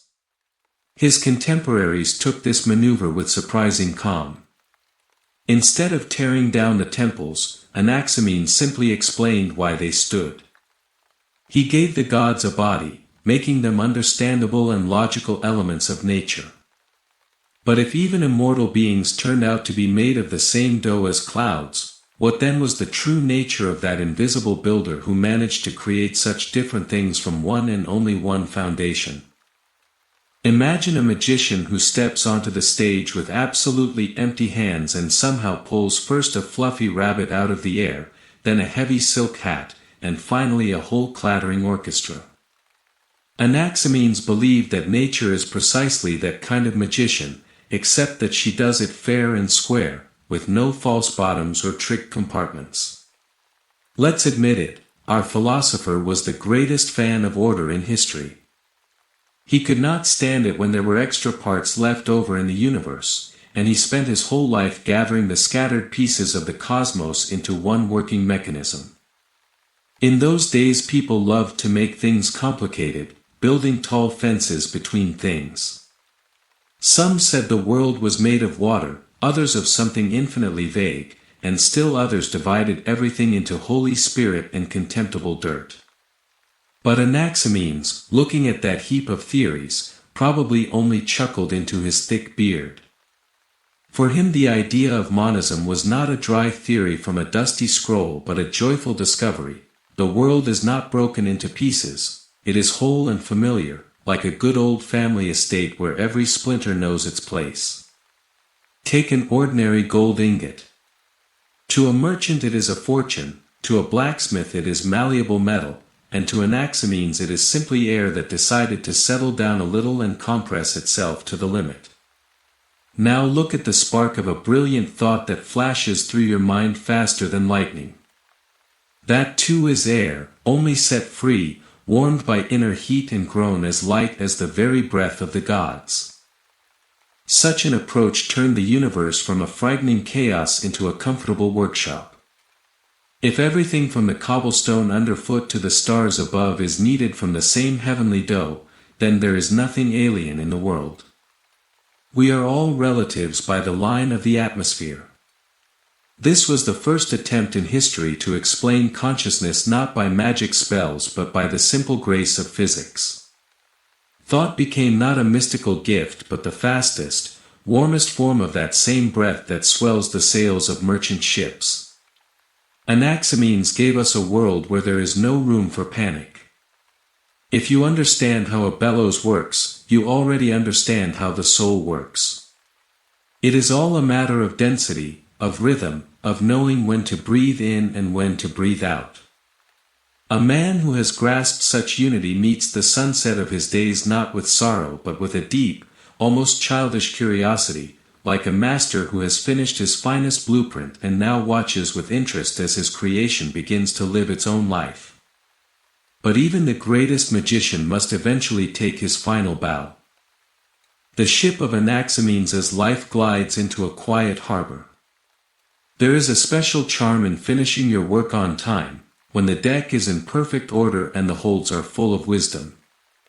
The year 528 BC in Miletus was remarkably calm, as if nature herself had decided not to disturb the master as he set the final point. Picture a captain who brings his vessel into port in perfect condition, the sails neatly furled, the crew fed and content, the star chart corrected to the last degree. Anaximenes left life exactly that way, as a man who had done his work to perfection. In those days people often expected special effects from the death of a sage, thunder, lightning, or at least a mysterious disappearance in a cloud of sulfur. But Anaximenes, who had preached clarity and order all his life, was not going to disappoint his pupils with cheap tricks. He departed at the height of his intellectual fame, when his treatise was already being copied in dozens of scrolls and his ideas about condensation and rarefaction had become something like good manners in Miletus. Death for him was not a frightening leap into the abyss. In a world where everything from granite rock to thought is woven from one and the same eternal breath, crossing the boundary becomes an ordinary physical transformation. Anaximenes looked at his end with the same professional curiosity with which he had watched the formation of dew. If the soul is the purest, warmest air, then its release from the tight fetters of the body is not destruction but a longed-for return home, into the boundless ocean of the atmosphere. He left behind not just a school but a true relay baton of common sense. Dying, Anaximenes knew that his blueprints of the universe were in good hands. His pupils did not weep in the square, pouring ashes on their heads. They went on arguing about the density of clouds and the motion of stars, using the language he had given them. Did he die with his teaching? On the contrary, he became everywhere present. As one acquaintance of ours from the future used to say, the rumors of his final disappearance were greatly exaggerated. That last, quiet exhalation of the master in the year 528 BC did not dissolve into emptiness. It became the first breath of a new age, and the spark he had kindled refused to go out even when his name had become a legend. He became that very draught that flung open doors to all the neighboring city-states. And while Miletus prepared solemn farewells, one tiny but intensely hot spark from his intelligent air was already flying eastward, to Ephesus. There a man with a heavy gaze and a difficult character, Heraclitus, was waiting for it, ready to turn that quiet Milesian breeze into a genuine world fire. Have you ever seen a quiet, steady draft rush into a sleepy forge and in an instant turn a heap of coals into a raging white flame? That is exactly what happened when the logic of Anaximenes reached Ephesus and fell into the hands of the obscure philosopher, Heraclitus. We will trace how the Milesian air was melted down into the Ephesian fire and why, without our hero's clear diagrams, the world would never have heard the famous saying about not stepping twice into the same river. But most interesting of all is who exactly acted as the courier that carried those sparks into the very heart of civilization, into Athens. Heraclitus of Ephesus was the kind of fellow who made a point of not greeting his neighbors and looked at the world as if it owed him a large sum of money. He loved riddles, despised the crowd, and would never under any circumstances admit that he used anyone else's crib sheets. Yet, hand on heart, even the gloomiest genius needs a foundation to stand on while he hurls his lightning bolts. And that foundation, as solid as an old Milesian wharf, was our Anaximenes. While Anaximenes calmly and methodically reasoned about how air condenses into stones, Heraclitus saw in that process a genuine brawl. He took Anaximenes' idea of the endless transformation of elements and pressed the gas pedal to the floor. Imagine Anaximenes as the architect who drew the perfect plan of a house, and Heraclitus as the tenant who rushed into that house and threw a wild party with fireworks. For Anaximenes the transformation of matter was a neat physical process, for Heraclitus it became a universal conflagration. Yet the essence remained the same. Everything in the cosmos is only different states of one and the same foundation. Heraclitus simply changed the leading character from air to fire, because fire best conveyed his passion for movement. His famous "everything flows" is, in essence, the same fluidity of Anaximenes' air, only brought to the boiling point. Heraclitus could grumble about his predecessors as much as he liked, but he plainly breakfasted on their ideas. His logos, the single universal law by which all that exists lives, is a direct descendant of Anaximenes' notion that the world is ruled not by the whim of Zeus but by strict mathematical measure. Without the Milesian oxygen, Heraclitus' flame would have choked in a vacuum. He turned Anaximenes' quiet breath into the furious pulse of the universe, making every particle dance to the music of perpetual change. If Anaximenes taught us what the world is made of, then Heraclitus, inspired by his example, showed how that world races forward at full steam. It was an ideal duet, one gave matter, the other gave energy. But ideas, like air, know no borders and need no visas. While Ephesus was sparkling with high voltage, those thoughts were already packing their bags for the most important journey across the sea. We will discover how the air of freedom crossed to the other shore and fell into the hands of the man who became the teacher of the great Pericles. How did Anaximenes' ideas manage to become the ideological concrete of Athenian democracy, and who taught the Athenians to breathe scientifically? To understand what happened next, we need to take a large historical map of the Aegean Sea out of the chest and spread it open. Look, here on the eastern shore lies Miletus, the cradle of our story, where Anaximenes drew his brilliant blueprints of the invisible air. A little farther up the coast, Ephesus sparkles, where the gloomy Heraclitus set that air on fire, turning it into an eternal world conflagration. Now look at the other shore, across the sea, there Athens gleams, where those ideas were destined to become high politics. Let us make sure you never again mix up the names, but feel the true scale of this intellectual journey from city to city. Imagine Athens in its golden age. The city rings with construction, the fleet dictates the rules of the sea, and the agora is as noisy as a fair on a holy day. But in the heads of the respectable citizens there still reigned a cozy, velvety darkness.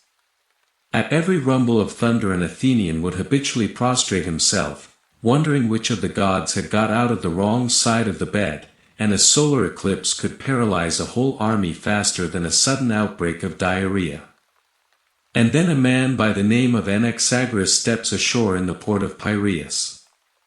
He came from Ionia, that philosophical Silicon Valley where the air of Anaximenes had already evicted the Olympians from scientific discussions, relegating them to the status of tenants who paid no rent. Anaxagoras was not just another tourist in sandals. He became the first intellectual exporter in history, the one who dared to move the headquarters of science from provincial, though wealthy, Miletus to the world capital. In his luggage there were no gold ingots, he carried a method worth more than all the treasures of the Persian king. You see, Anaximenes had taught his followers the main lesson: the world is not a shop of miracles but a single, transparent and devilishly logical system. Anaxagoras took that Milesian air base and added a final, truly brilliant touch.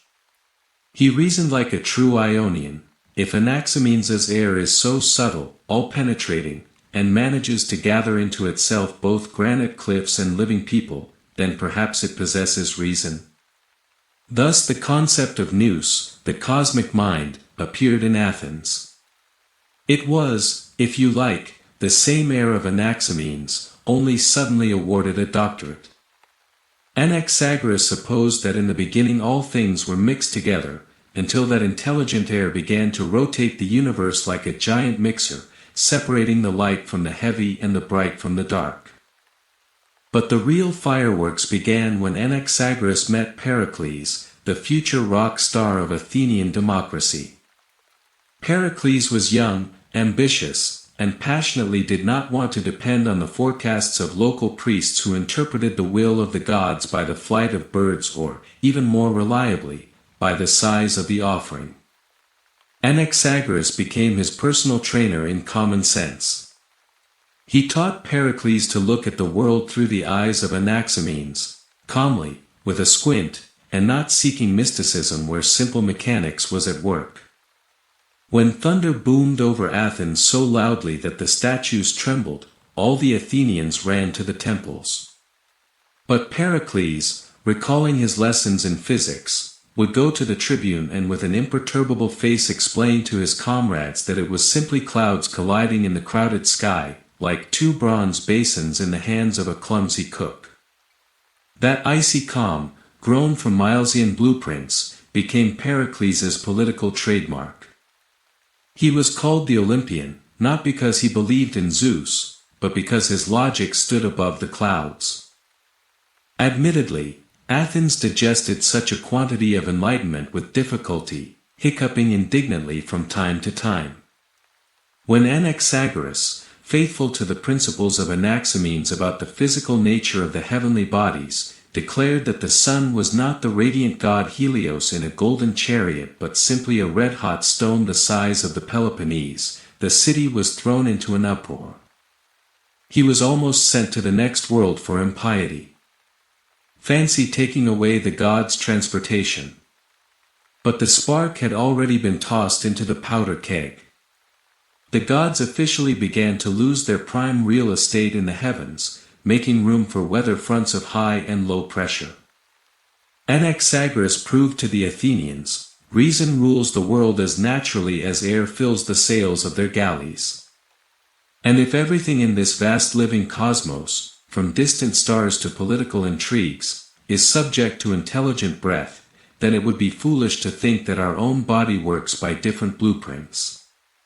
The logic of Anaximenes was relentlessly leading us inward. If air is the cosmic dispatcher, does it not also control our thoughts as we argue in the agora? And while Anaxagoras was fighting superstition in politics, a new figure appeared on the horizon, Diogenes of Apollonia, a man who decided to finally bring heavenly physics down into human lungs. He reasoned that we think not with the heart or even the liver, but with that very intelligent oxygen we breathe on our morning walks. Thus Milesian philosophy took its most thrilling breath, turning from a science of the stars into the first medicine of the mind. Have you ever wondered what exactly you think with?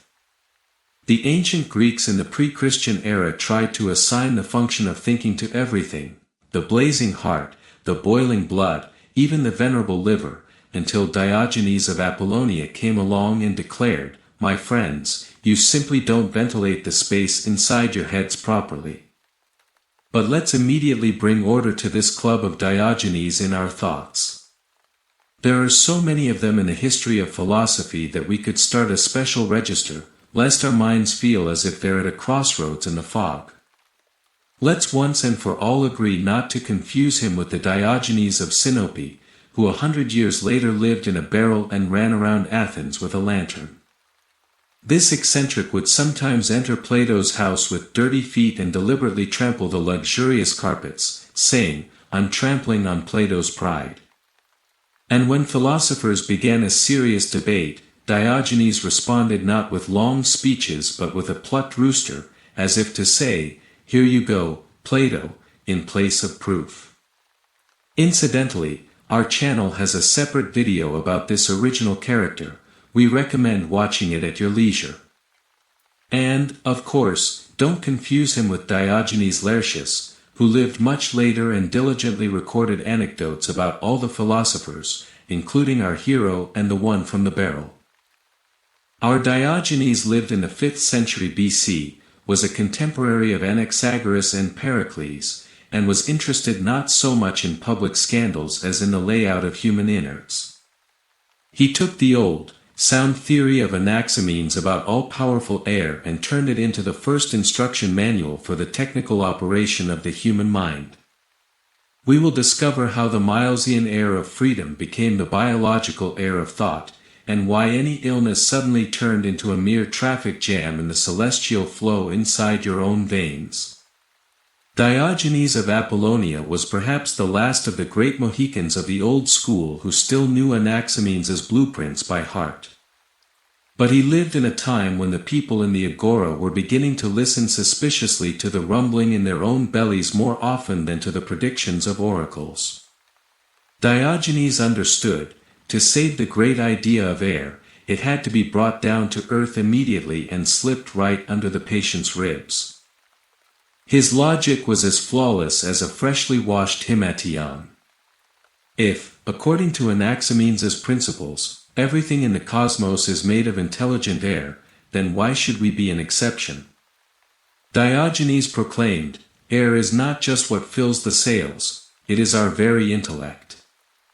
We are intelligent only as long as that intelligent oxygen circulates freely through our body. Picture a complex system of drainage pipes in a wealthy Athenian house. If the pipes are clean, water runs briskly and the house is in order. But if any rubbish or thick phlegm builds up, then all is lost, the house becomes damp and the master begins to talk nonsense. Diogenes was the first to draw a detailed map of those air highways, our veins and vessels. He believed that not only blood runs through them but also that same intelligent gas. If your blood becomes too thick and condenses, hello to Anaximenes, it blocks the passage of air.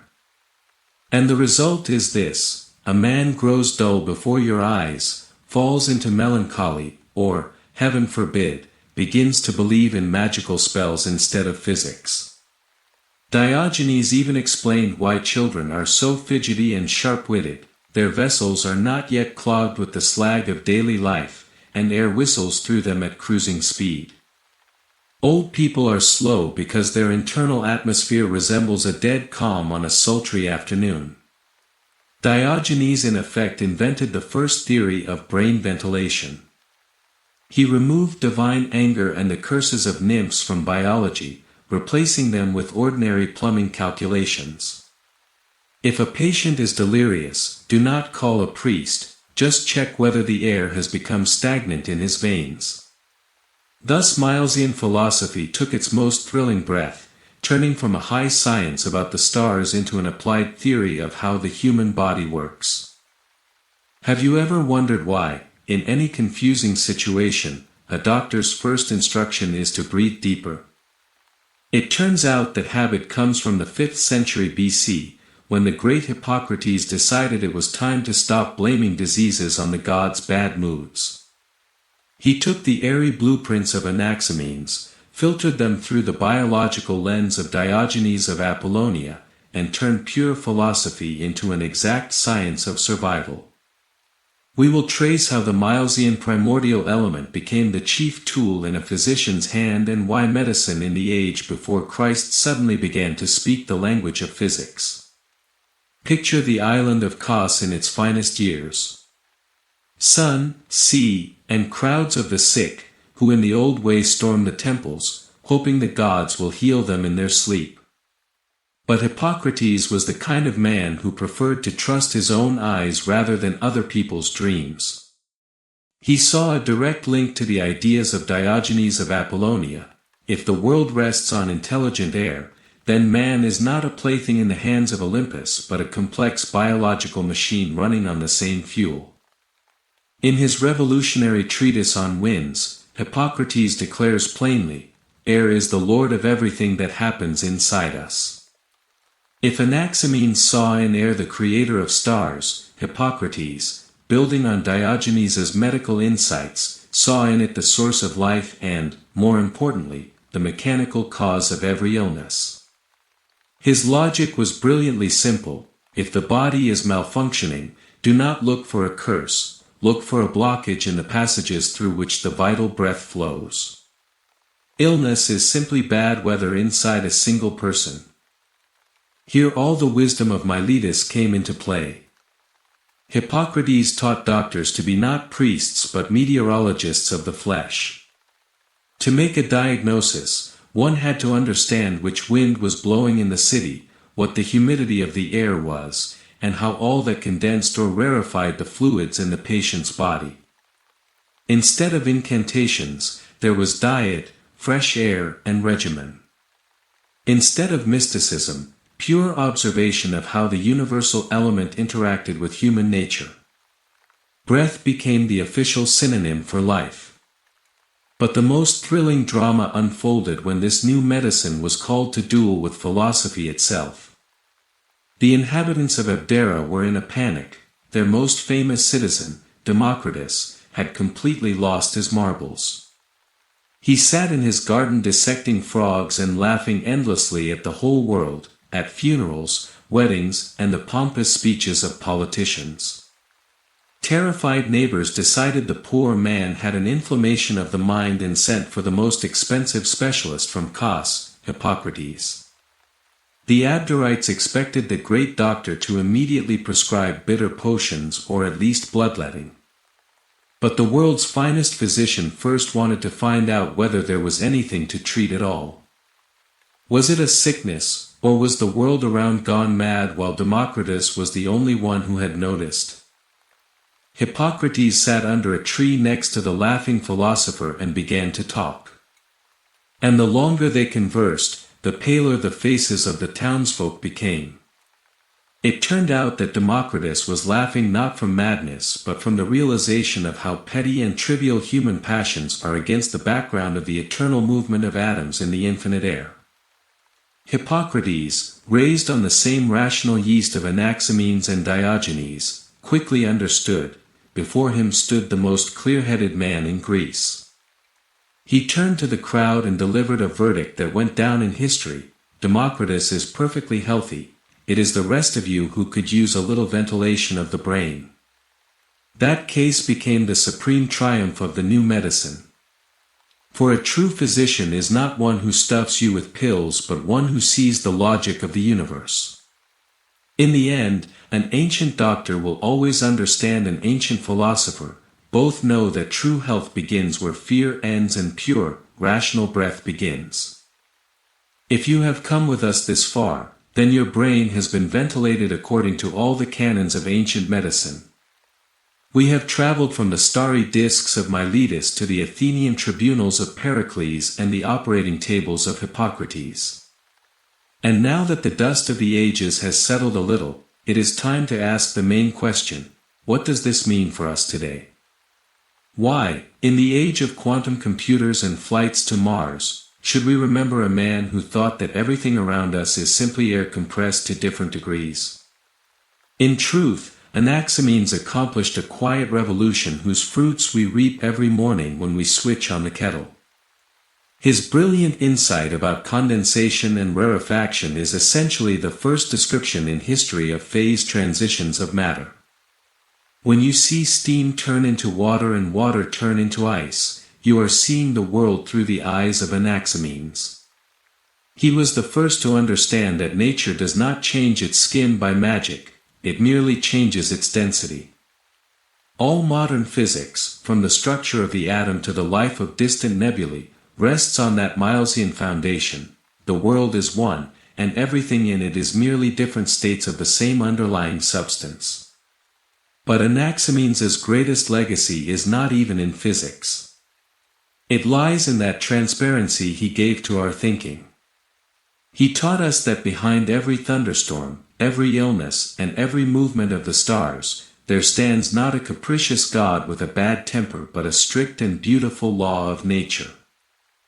He is often called simple or even naive compared to his successors, but look more closely, his ideas have dissolved into our culture, becoming as necessary and as invisible as, well, you know what? As air itself. We breathe his logic every time we seek a rational explanation for chaos. The Milesian school, in the person of our hero, gave humanity the greatest gift. It gave us the confidence that the world is knowable.